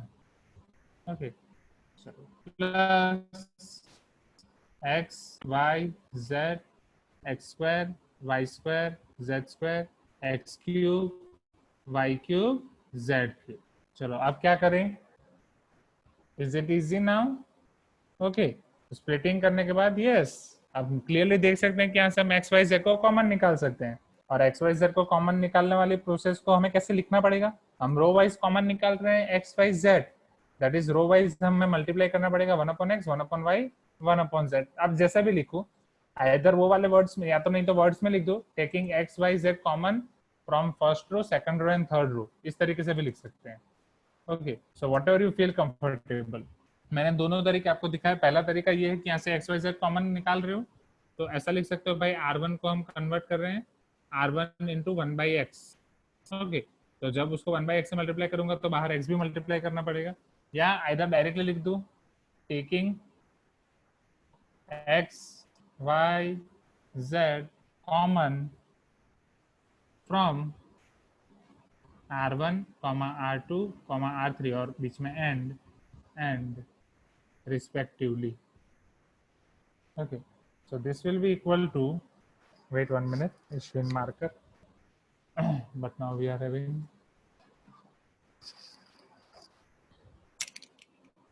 so this will be equal to x square 1 y y square 1, Z Z square 1, plus x common ले लिया, वाई कॉमन ले लिया, Z common ले लिया, तो ये आपका हो जाएगा 1 x x square, 1 Y Y square, 1 Z Z square, isn't it? अब आप इन दोनों को और इन दोनों को कंपेयर करें तो यहाँ पे 1 1 1 पहले, यहाँ पे लास्ट में, फिर एक्स वाई जेड और x square Y square Z square. तो हम क्या करेंगे, कैसे भी प्रोसीड कर सकते हो, राइट? तो मान लो कि हम पहले इसको ये करते हैं, आपको दिया है x into Y into z is -1, तो ये तो आपका -1 हो जाएगा। ओके, अब आपको इसको सिंप्लीफाई करना है, तो अगर इन दोनों को इंटरचेंज करेंगे तो एक्स वाई जेड यहाँ पे और 1 1 1 यहाँ पे आ जाएगा, राइट? तो हमें एक्स वाई जेड पहले चाहिए, वो आ जाएगा पहले। तो चलो x Y Z x square Y square Z square 1 1 1 plus x into Y into z आपका -1 है। इन दोनों को जब मैं इंटरचेंज करूंगा तो ये आपका हो जाएगा एक्स वाई जेड 1 1 1, ये आपका हो जाएगा x square Y square Z square. Okay, जब मैं इंटरचेंज करूंगा तो ऑब्वियसली यहाँ पे आएगा -1, ये -1 यहाँ पे है और ये -1 इंटरचेंज का है, राइट? C1 और C2 का। अब इन दोनों को कंपेयर करने के लिए मुझे इन दोनों को भी इंटरचेंज करना पड़ेगा, तो जब इन दोनों को इंटरचेंज करूंगा तो अगेन माइनस आ जाएगा, ये माइनस माइनस प्लस हो जाएगा, और इन दोनों को इंटरचेंज करके बीच में माइनस आ जाएगा, और ये दोनों डिटर्मिनेंट सेम हो जाएंगे, x Y Z x square x square Z square 1 1 1, x Y Z x square x square Z square 1 1 1, तो आंसर आ जाएगा 0। ये पता चला कि लास्ट वाला स्टेप मुझे लिखना पड़ेगा अच्छे से, राइट? मुझे लगा जरूरत नहीं, इसलिए मैंने डायरेक्ट लिख दिया। अगर वो लिखना पड़ेगा ऐसा हो तो just let me know.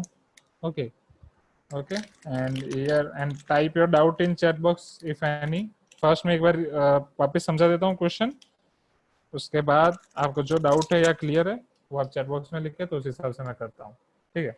So here you can see this x into y into z is equal to -1, so x x square 1 plus x cube, y y square 1 plus y cube, z z square 1 plus z cube। तो इसको मैं ऐसा लिख सकता हूँ plus x Y Z x square x square Z square x cube y cube z cube. अब मैं यहाँ से कॉमन निकाल रहा हूँ एक्स वाई जेड। कॉमन निकालने वाला आप ऐसे भी लिख सकते हो, आइदर ऐसे भी लिख सकते हो, what ever you feel comfortable. तो उस हिसाब से मैंने लिख दिया, वो कॉमन निकाल दिया, तो ये आपका बन गया ये और ये। इन दोनों को आप कंपेयर कर रहे हो तो बस 2 बार आपको कॉलम इंटरचेंज करना है, तो 2 बार कॉलम इंटरचेंज करने से एक बार माइनस होगा, फिर वापस माइनस माइनस प्लस हो जाएगा, और x into Y into z वाला माइनस बचेगा। So final answer you will get as 0। Okay, board पे मैं सीधा ही लिखता हूँ, पता नहीं टेढ़ा क्यों हो जाता है हर बार, देखते हैं, वो मोबाइल के इंक्लिनेशन की वजह से। ठीक है, थोड़ा ऐसा ट्राई करता हूँ कि मैं टेढ़ा लिखता हूँ तो ऑटोमेटिक सीधा रहेगा। चलो, सो यहाँ पे एक डाउट है कुछ, let me see. Okay, so Harsha is asking x Y Z common statement लिख सकते हैं ना? बिल्कुल बिल्कुल लिख सकते हैं, taking root 5 common from C2, yes. And sir matrix में जब मल्टीप्लाई करते हैं तो 1 बाई समथिंग आउटसाइड नहीं लिखना पड़ता है ना? नहीं, अब समझो वही चीज है, मैट्रिक्स और डिटर्मिनेंट में फर्क क्या है? डिटर्मिनेंट में हम क्या कर रहे हैं, डिटर्मिनेंट में हमने सारी प्रॉपर्टीज के साथ उसमें क्या क्या चेंज हो रहा है वो सारी चीजें हमने पढ़ी है, कि ये अप्लाई करूंगा तो क्या होगा, R1 R2 को इंटरचेंज करूंगा तो उसकी वैल्यू में क्या होगा, कि भाई साइन चेंज होगी, राइट? या R1 को मैं किसी R1 इंटू ए के साथ मल्टीप्लाई करूंगा तो उसकी वैल्यू a टाइम्स हो जाएगी, तो बैलेंस करने के लिए मुझे उसको 1 बाई ए के साथ मल्टीप्लाई करना पड़ेगा।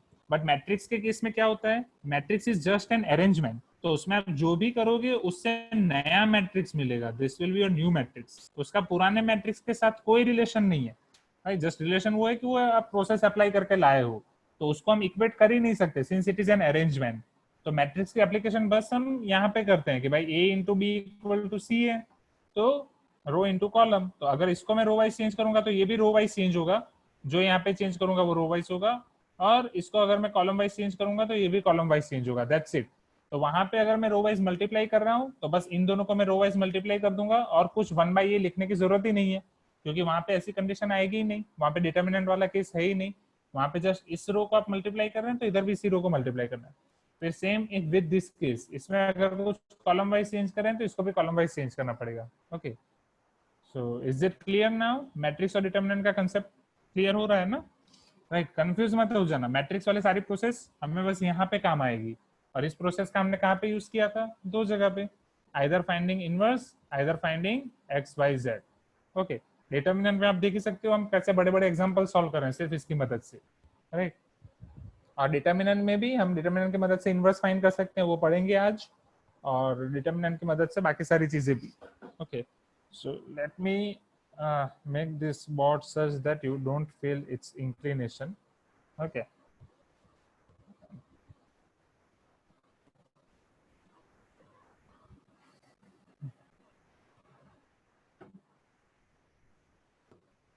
So क्वेश्चन नंबर 4 हो गया हमारा, क्वेश्चन नंबर 5 हो गया। अब उसके बाद आगे बढ़ते हैं। 2 हो गया, सॉरी, क्वेश्चन नंबर 2 एंड 4, 5 भी हो गया ना। Now 7, 9, 10। Okay, where is your module? 2, 4, 5 हो गया, चलो 7। So in question number 7, they are telling that if alpha, beta, and gamma are the roots of the cubic polynomial, right? Question number 7 और cubic equation, because आपको equation के form में दिया गया है। So alpha, beta, and gamma are roots of cubic equation, that is x cube plus px square plus q is equal to 0। ये इसके roots हैं। Where it is given that q is not equal to 0। Now they are asking what will be the value of determinant, right? Where your determinant is, give me 1 minute, there is an issue in marker and they have left this marker as well।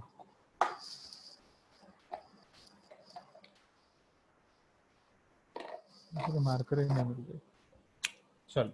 And we have to find this value of this determinant, that is 1 by alpha, 1 by beta, 1 by gamma, 1 by beta, 1 by gamma, 1 by alpha, 1 by gamma, 1 by alpha, 1 by beta। Okay, इसका मैं value find करनी है। I think today जितने भी marker मिल रही हैं सारी थोड़ी लाइट ही मिल रही है। चलो ठीक है, ब्लैक मार्कर थी, दैट आल्सो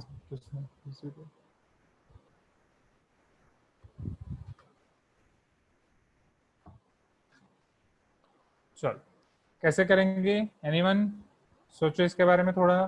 ठीक है, सबसे पहले ये इसके रूट्स दिए गए हैं क्यूबिक इक्वेशन के। अगर ये क्यूबिक इक्वेशन के रूट्स हैं तो उसके बारे में आप कौन सी चीजें जानते हैं, राइट? वहां से कुछ चीजें हमें मिल जाएंगी, फिर जो चीजें हम जानते हैं उसका यूज करने के लिए हम यहाँ पे क्या कर सकते हैं वो बस हमें करना है। इतना सोच लोगे तो क्वेश्चन खत्म, फिर कुछ नहीं है, राइट? जैसे तमोजित ने आंसर दे दिया है। ओके ओके, हाँ परफेक्ट। ना उदय ने दिया C1 plus C2, but C1 plus C2 करने से 1 upon alpha plus 1 upon beta होगा, समझना। तो अगर alpha beta gamma cubic equation है, आपको याद हो हमने लिखे थी क्यूबिक इक्वेशन का जनरल फॉर्म क्या लिखते थे? ax cube plus bx square plus cx plus d equal to 0। तो अगर आपके पास 3 रूट है अल्फा बीटा गामा, तो उसके लिए alpha plus beta plus gamma, alpha into beta plus beta into gamma plus gamma into alpha, alpha into beta into gamma, ये तीनों चीजें हमें पता थी, right? This is minus b by a, this is c by a, and this is minus d by a. अब यहाँ पे compare करोगे तो माइनस बी क्या है आपका? पी है, तो इट इज माइनस पी। सी क्या है आपका? सी इज कोएफिशिएंट ऑफ एक्स, यहाँ पे है ही नहीं, तो ये आपका है 0। एंड अल्फा बीटा गामा है आपका Q, right? That is Q आपका डी है एग्जैक्टली, तो इट इज माइनस क्यू, और ये आपका 1 है। तो इन तीनों में से अगर किसी का यूज हो सकता है वो हमें देखना है, राइट? तो अगर आप ध्यान से देखते हैं, रूल अप्लाई करने के लिए बोल रहे हैं विष्णु। सारा रूल अप्लाई करूंगा तो 1 अपॉन अल्फा बीटा गामा, फिर ये बीटा अल्फा, और ये रखूंगा तो वापस 1 अपॉन अल्फा बीटा गामा। तो और उस हिसाब से भी सोचो कि ये आपको उसमें दिया हो तो। नाउ उदय इज टेलिंग, ये इन तीनों को कॉलम को ऐड कर देते हैं, 1 upon alpha plus 1 upon beta plus 1 upon gamma. Okay, तो एलसीएम लेने से डिनोमिनेटर में आपका आ जाएगा alpha into beta into gamma, numerator में आपका आएगा, हाँ वो हम कर सकते हैं, राइट? तो जो उदय बोल रहे हैं वो हम कर सकते हैं, हाँ। फिर एलसीएम लेने से आपको न्यूमिनेटर में मिल जाएगा beta gamma plus alpha beta, जिसकी वैल्यू हमारे पास है 0, तो पहली कॉलम आपकी 0 हो जाएगी, तो वो भी हम कर सकते हैं।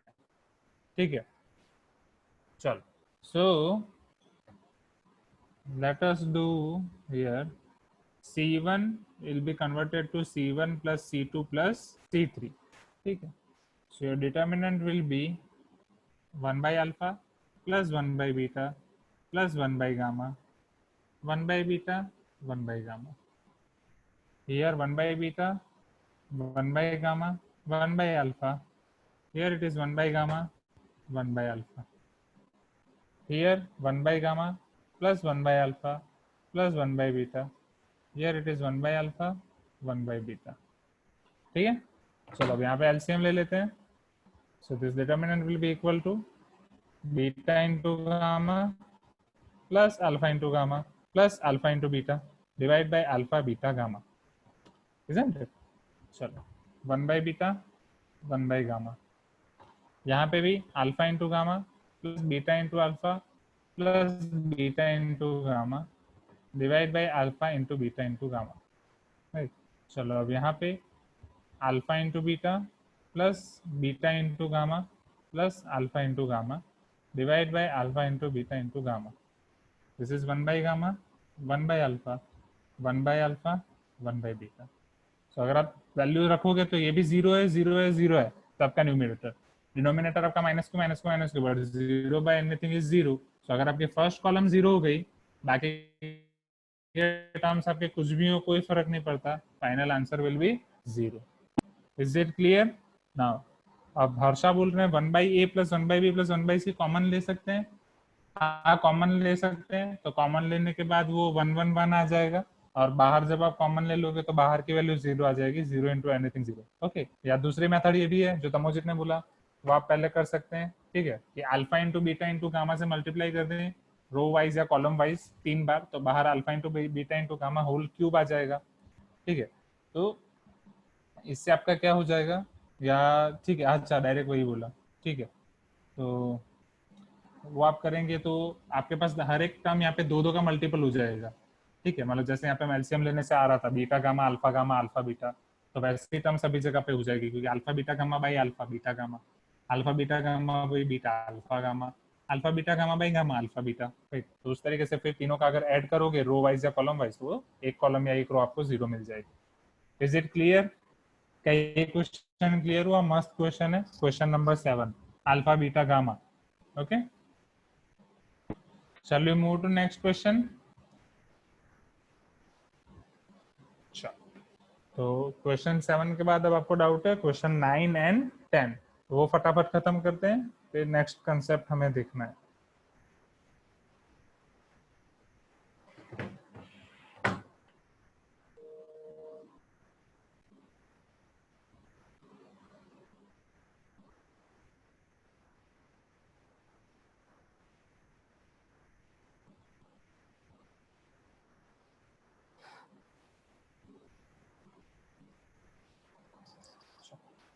In question number 9, wait 1 minute, let me open the question. हाँ, क्वेश्चन 8 में किसी को डाउट नहीं है ना, right? Question 9 and 10. So in question 9, they are asking the value of one determinant where this determinant is a1 x1 plus b1 y1, a1 x1 plus b1 y1, उसके बाद a2 x1 plus b2 y1, a2 x1 plus b2 y1, फिर a3 x1 plus b3 y1 as expected, a3 x1 plus b3 y1, और वही चीज है यहाँ पे, अब x1 की जगह पे x2, तो a1 x2 plus b1 x2, a2 x2 plus b2 x2, a3 x3 plus b3 x3, और सॉरी b3 y3, यहाँ पे भी आपका y x1 y1 and sorry it is x1 y1 everywhere and it is x2 y2 everywhere. Okay, it is x2 y2 y2 x2 y2, और यहाँ पे ये चीज हो जाएगी आपकी x3, a1 x3 plus b1 y3, a2 x3 plus b2 y3, a3 x3 plus b3 y3. Okay, तो ये चीजें हैं यहाँ पे और ये चीजें यहाँ पे. तो let us simplify that. Okay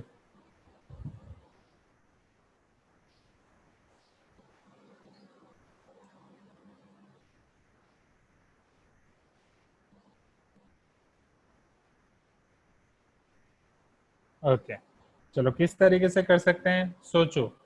अगर यहाँ पे आप थोड़ा सोचोगे तो कुछ चीजें मिल सकती हैं। ओके, आप देख सकते हो यहाँ पे अगर रो एंड कॉलम वाइज देखोगे तो हर एक रो में आपके पास एलिमेंट हैं A1 B1 A1 B1 A1 B1। पहली रो में A1 B1 कॉमन है। दूसरी रो में A2 B2 A2 B2 A2 B2, ये रो वाइज बता रहा हूँ। फिर A3 B3 A3 B3 A3 B3।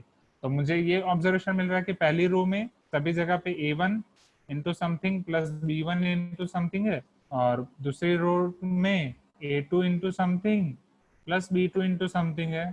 तीसरी रो में A3 into something plus B3 into something है। ओके, और अगर आप कॉलम वाइज देखें तो पहली कॉलम में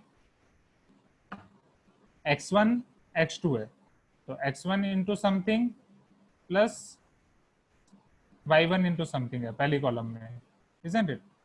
सेम यहाँ पे x1 into something plus y1 into something, x1 into some, मतलब वो हर एक पहली कॉलम में वैसा है हर एक सारे एलिमेंट्स में। फिर दूसरी कॉलम के सारे एलिमेंट्स में देखें तो x2 into something and y2 into something है, x2 into something plus y2 into something. और तीसरी कॉलम में आप देखें तो x3 into something plus y3 into something है, राइट, सभी जगह पे।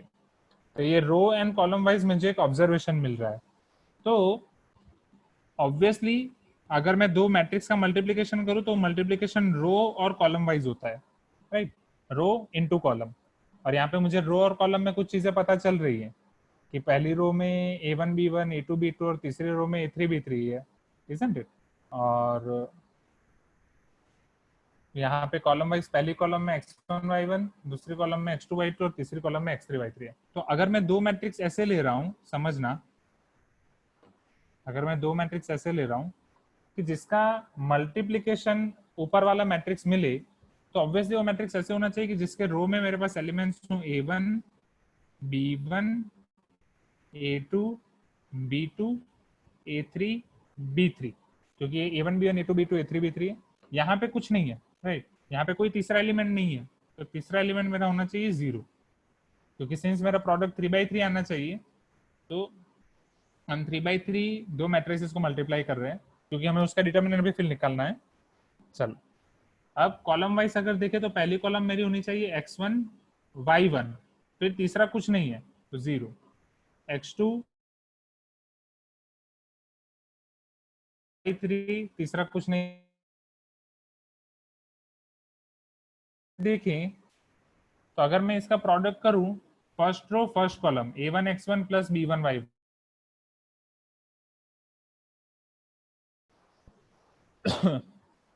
फिर first row into second column A1 x2 plus B1 y2 हो गया। First row into third column A1 x3 plus B1 y3 हो गया। In the same way second row into first column A2 x1 plus B2 y1, second row second column that is A2 x2 plus B2 y2, फिर second row third column A2 x3 plus B2 y3। इसी तरीके से third row first column A3 x1 plus B3 y1 A3 x2 plus B3 y2 A3 x3 plus B3 y3, right. अब आप बोलेंगे sir इन दोनों में से हम ऐसा भी तो कर सकते हैं, किसी एक को 0 0 0 रख दिया, किसी एक को यहाँ पे 1 2 3 रखूंगा तो भी आंसर मिलेगा, इजंट इट? क्योंकि रो इनटू कॉलम वाइज जो मल्टीप्लाई होगा तो वो तो 0 ही होने वाला है। Row into column 0, row into column 0। हमने देखा ही था कि matrix multiplication is not unique, A into b equal to c हो रहा है, तो ऑब्वियसली और भी तो दूसरे मैट्रिसेस मिलेंगे जिसका प्रोडक्ट इक्वल टू सी हो सकता है, बट हम 0 0 क्यों ले रहे हैं? ताकि हमें डिटर्मिनेंट लेना आसान हो जाएगा। Okay, so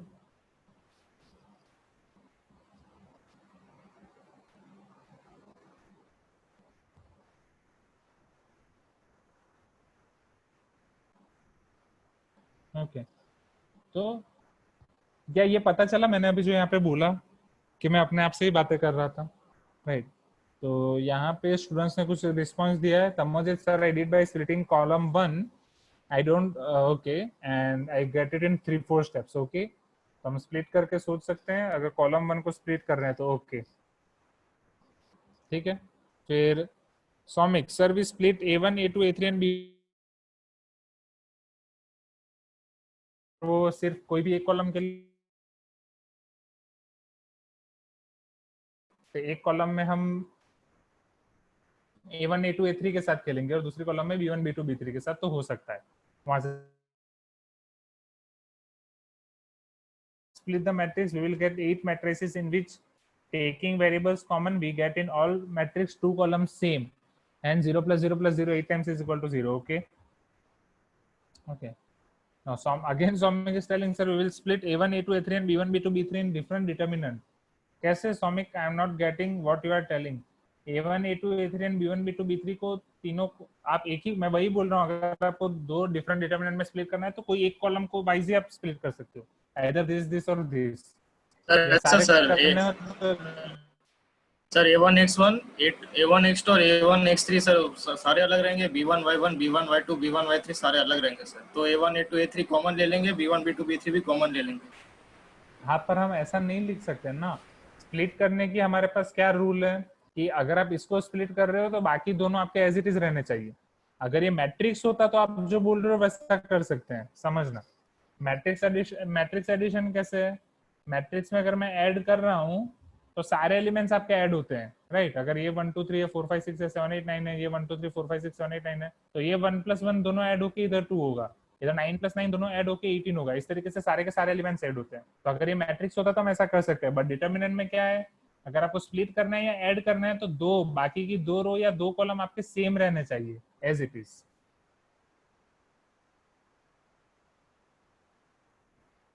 is it clear? हम स्प्लिट वाला भी देखेंगे. वॉइस ब्रेक हो रहा है, वेट.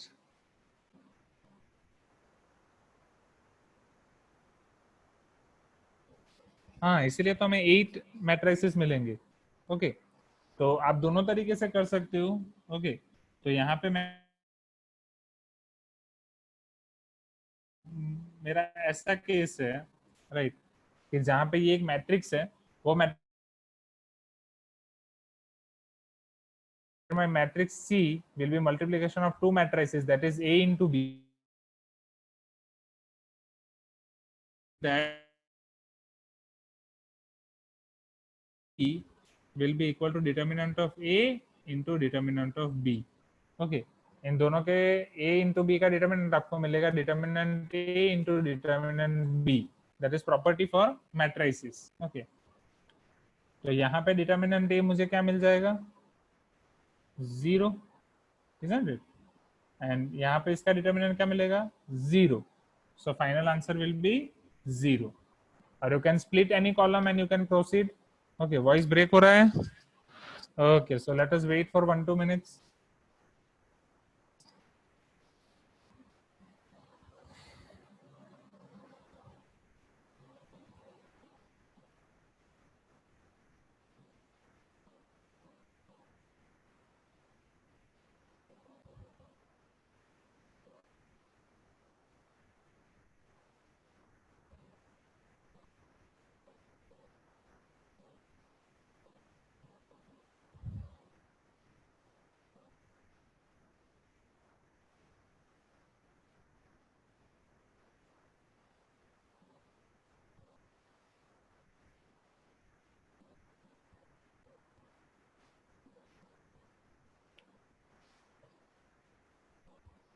क्या अभी भी ब्रेक हो रहा है?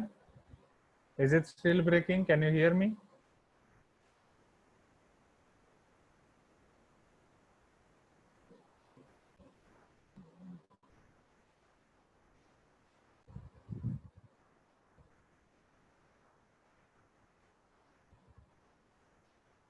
Yes.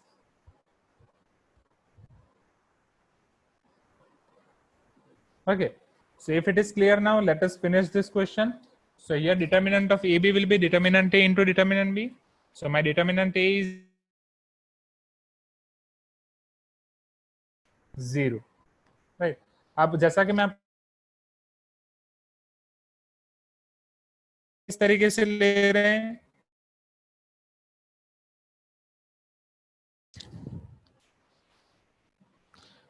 Again voice is breaking. Wait. ए भगवान नेट.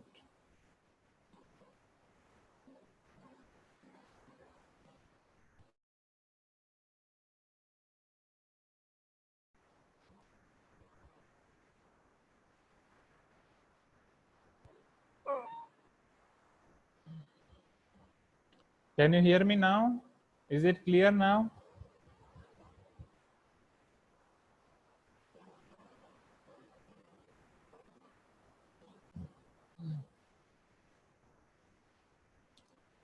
Okay.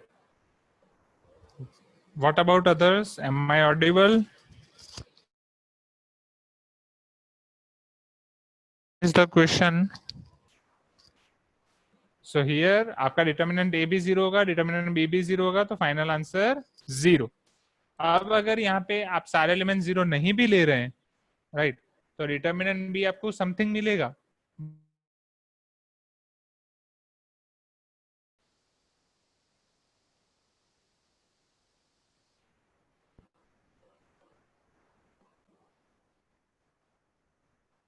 ओके.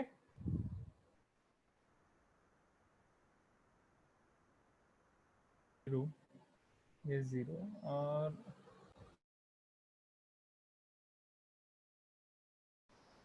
इसको मुझे 0 रखना.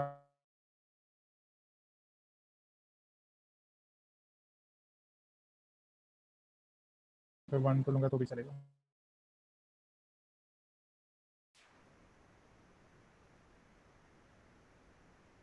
पहले 0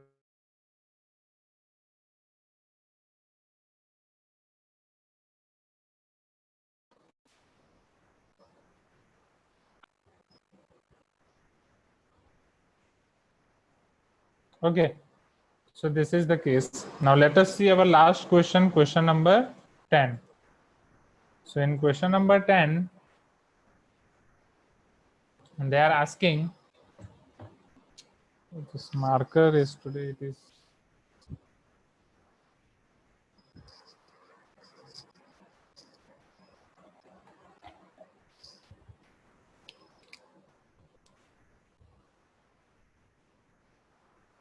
it is given as delta R is equal to R 2R minus 1, 3R minus 2,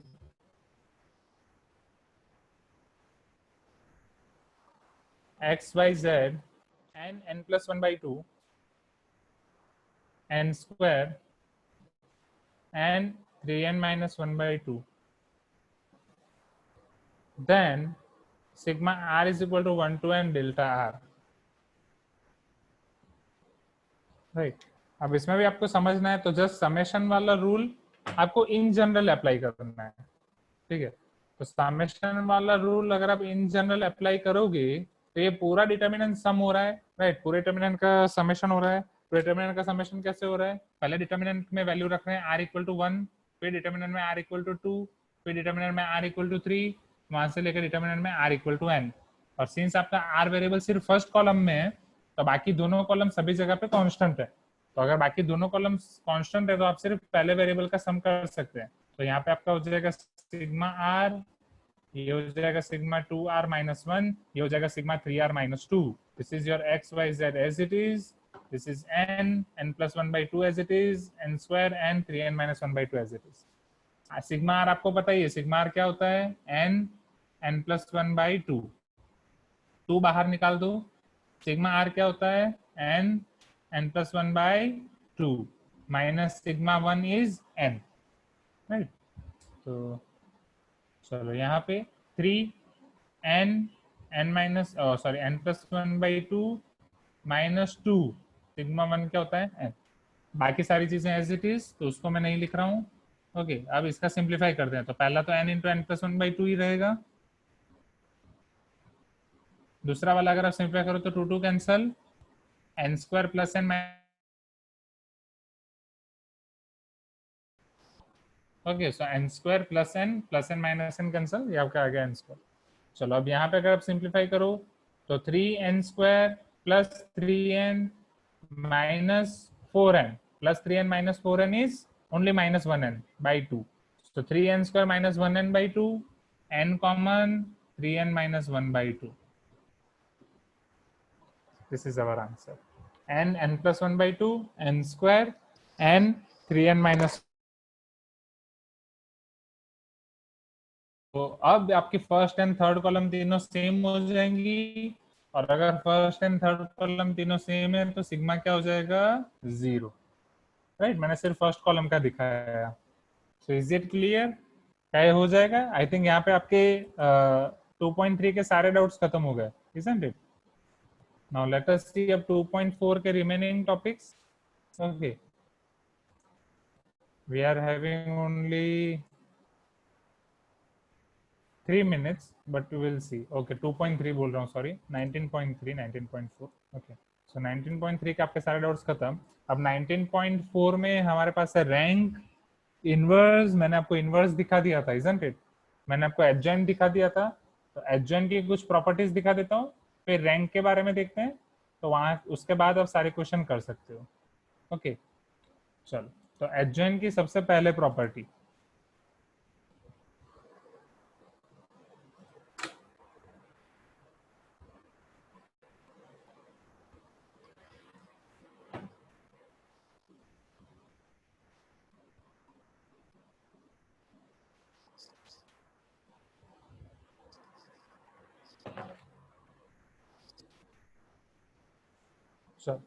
अगर आप ए ट्रांसपोज का एडजॉइंट फाइंड कर रहे हैं और उसको आपको एडजॉइंट ए के एडजॉइंट के साथ कंपेयर करना है, तो वो आपका हो जाएगा adjoint A whole transpose. So adjoint of A transpose is equal to adjoint A whole transpose. Adjoint of A transpose is equal to adjoint A whole transpose. ये पहले प्रॉपर्टी है. डेरिवेशन एकदम इजी है, एकदम सिंपल लॉजिक है. आप पीछे सोचोगे तो अपने आप पता चल जाएगा. ओके, तो ये चीज पहले क्लियर हो जाएगी, प्रॉपर्टी एकदम इजी. फिर एक चीज ये ध्यान रखना, adjoint of A into B will be equal to adjoint of B into adjoint of A. Okay, जैसे आप इसके सिमिलर प्रॉपर्टीज याद कर लेते हैं. A into B whole transpose क्या होता था? B transpose A transpose. तो इसीलिए अब उसमें B ट्रांसपोज A ट्रांसपोज होता था, इसीलिए ये प्रॉपर्टी है. इसीलिए एडजॉइंट AB में ये हो रहा है, ये इसका प्रूफ है. और सिंस एडजॉइंट में ऐसा हो रहा है, इसलिए A into B whole inverse में भी यही होगा, is equal to B inverse A inverse. Right, क्योंकि मैंने आपको दिखाई था last time, A inverse is equal to 1 upon determinant A into adjoint A, isn't it? पता चल रहा है ना रीजन? सारी चीजें क्लियर हो रही हैं, right? So adjoint of A transpose is equal to adjoint A whole transpose. Right, reason वो ट्रांसपोज का ही है, तो उसके अंदर ही ट्रांसपोज हम लेते हैं. फिर एडजॉइंट ए भी आपका होता है adjoint B into adjoint A. क्यों? क्योंकि उसके अंदर हम ट्रांसपोज लेके फिर करते हैं, और ट्रांसपोज के अंदर ये प्रॉपर्टी है, a b whole transpose is equal to b transpose a transpose. फिर a b inverse is equal to B inverse A inverse. क्यों? क्योंकि इनवर्स के अंदर एडजॉइंट आता है, एडजॉइंट में ये प्रॉपर्टी, एडजॉइंट में ये प्रॉपर्टी क्यों है? क्योंकि एडजॉइंट में ट्रांसपोज होता है, ट्रांसपोज की ये प्रॉपर्टी है. तो क्या पहले ये तीनों प्रॉपर्टी क्लियर हो गई स्टूडेंट्स? अगर ये तीनों प्रॉपर्टी क्लियर है तो फिर हम आगे बढ़ सकते हैं. ओके, चलो एक और है. अगर ए इनवर्स होल इनवर्स कर रहा हूं तो वो ए हो जाएगा. जैसे ए ट्रांसपोज होल ट्रांसपोज आपका ए हो जाता था, उसी तरीके से inverse of any matrix is that matrix only. Okay, और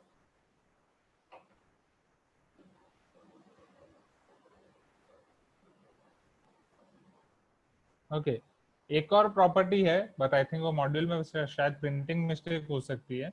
तो ए ट्रांसपोज का मुझे इनवर्स निकालना है, राइट? तो अगर आप ए ट्रांसपोज का इनवर्स निकाल रहे हो या इनवर्स निकाल के ट्रांसपोज कर रहे हो, तो वो दोनों चीजें सेम है. ये एक बार मॉड्यूल में चेक कर लेना. मॉड्यूल में A transpose whole inverse is equal to सिर्फ ए इनवर्स दिया है, यहाँ पे ट्रांसपोज नहीं दिया है. बट डेफिनेटली अगर आप उसका ट्रांसपोज निकाल के इनवर्स करोगे तो इनवर्स में होता है आपका 1 upon determinant into transpose. Correct? A transpose का इनवर्स वो इनवर्स ही होगा. सी, अगर मान लो मुझे ए ट्रांसपोज का इनवर्स निकालना है, राइट? तो ये होगा 1 अपॉन डिटरमिनेंट ए ट्रांसपोज.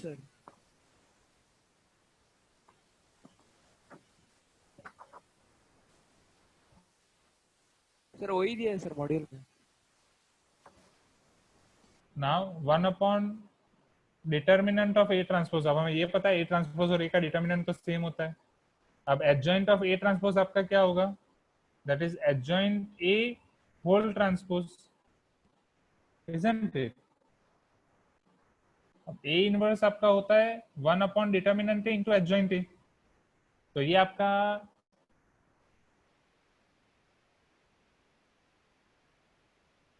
हाँ राइट, तो ये होगा A transpose whole inverse will be A inverse whole transpose, ठीक है, A इनवर्स का ट्रांसपोज होगा। तो मॉड्यूल में देख लेना, मॉड्यूल में शायद गलत दिया है, राइट। तो पुराने मॉड्यूल की मैं बात कर रहा हूँ, पुराने मॉड्यूल में इधर A इनवर्स के ऊपर ट्रांसपोज नहीं लिखा है उन्होंने, ठीक है, वो चीज एक बार देख लेना। ओके, रीजन मैंने आपको दिखा दिया। Okay, it is easy. चलो अब एडजॉइंट की एक फाइनल प्रॉपर्टी वो हम देख लेते हैं, उसके बाद रैंक को नेक्स्ट टाइम समझाऊंगा। रैंक और उसके बाद हम solution of non homogeneous system कैसे कर सकते हैं वो नेक्स्ट टाइम समझाऊंगा। इसके बेस पे से जितने क्वेश्चंस कर सकते हैं उतने क्वेश्चंस आप देखना। ओके, सो चलो अब एक फाइनल प्रॉपर्टी एडजॉइंट की, अगर मैं A इंटू एडजॉइंट A कर रहा हूँ, right, is equal to adjoint A into A, मतलब है वही, उसको लेफ्ट हैंड साइड से मल्टीप्लाई करो, राइट हैंड साइड से मल्टीप्लाई करो, answer will be determinant A into I, where your I इज n by n। ओके, अब यहीं से एग्जैक्टली A इनवर्स की फॉर्मूला आई है, राइट। A इनवर्स की फॉर्मूला कहाँ से आई है, तो यहीं से आई है। ओके, A इनवर्स लाने के लिए आप A इनवर्स से मल्टीप्लाई करो, सो A inverse into A, right hand side से मल्टीप्लाई करो, A into A inverse I into any matrix adjoint A inverse into I will be A inverse, determinant is scalar तो वो उधर जाएगा, तो 1 upon determinant. Okay, तो यहीं से डिटर्मिनेंट की वैल्यू आई है। Is it clear? ओके, तो और यहाँ से हम बहुत सारी नए नए और प्रॉपर्टीज देखेंगे, मेनी मोर प्रॉपर्टीज, राइट, जिसकी मदद से आपके बहुत सारे क्वेश्चंस आते हैं जो जेई प्रीवियस पेपर्स में भी आप देख सकते हैं। वो सारी प्रॉपर्टीज हम देखेंगे स्टेप बाय स्टेप, ठीक है, पहले सिर्फ इतना देखना है। तो इतनी सारी चीजें फॉर्मूला बुक में लिखना 5 टाइम्स, और फॉर्मूला बुक अपलोड करना फॉर्मूला बुक सेक्शन में, ठीक है। और अपलोड करते टाइम ध्यान देना M19 और M20 क्लास वर्क में जाके M19 में ही अपलोड करना। Is it clear? Any doubt? Shall I end the meeting now? Because आपका तुरंत फिर 3:30 क्लास है. Okay? Okay. Okay, चलो, thank you students. So today's homework will be your M19.4. Okay, M19.4 का खत्म करो फटाफट, फिर हम इसके TPPs पे आगे जाते हैं. Okay. Okay. चलो, thank you students. Have a great day.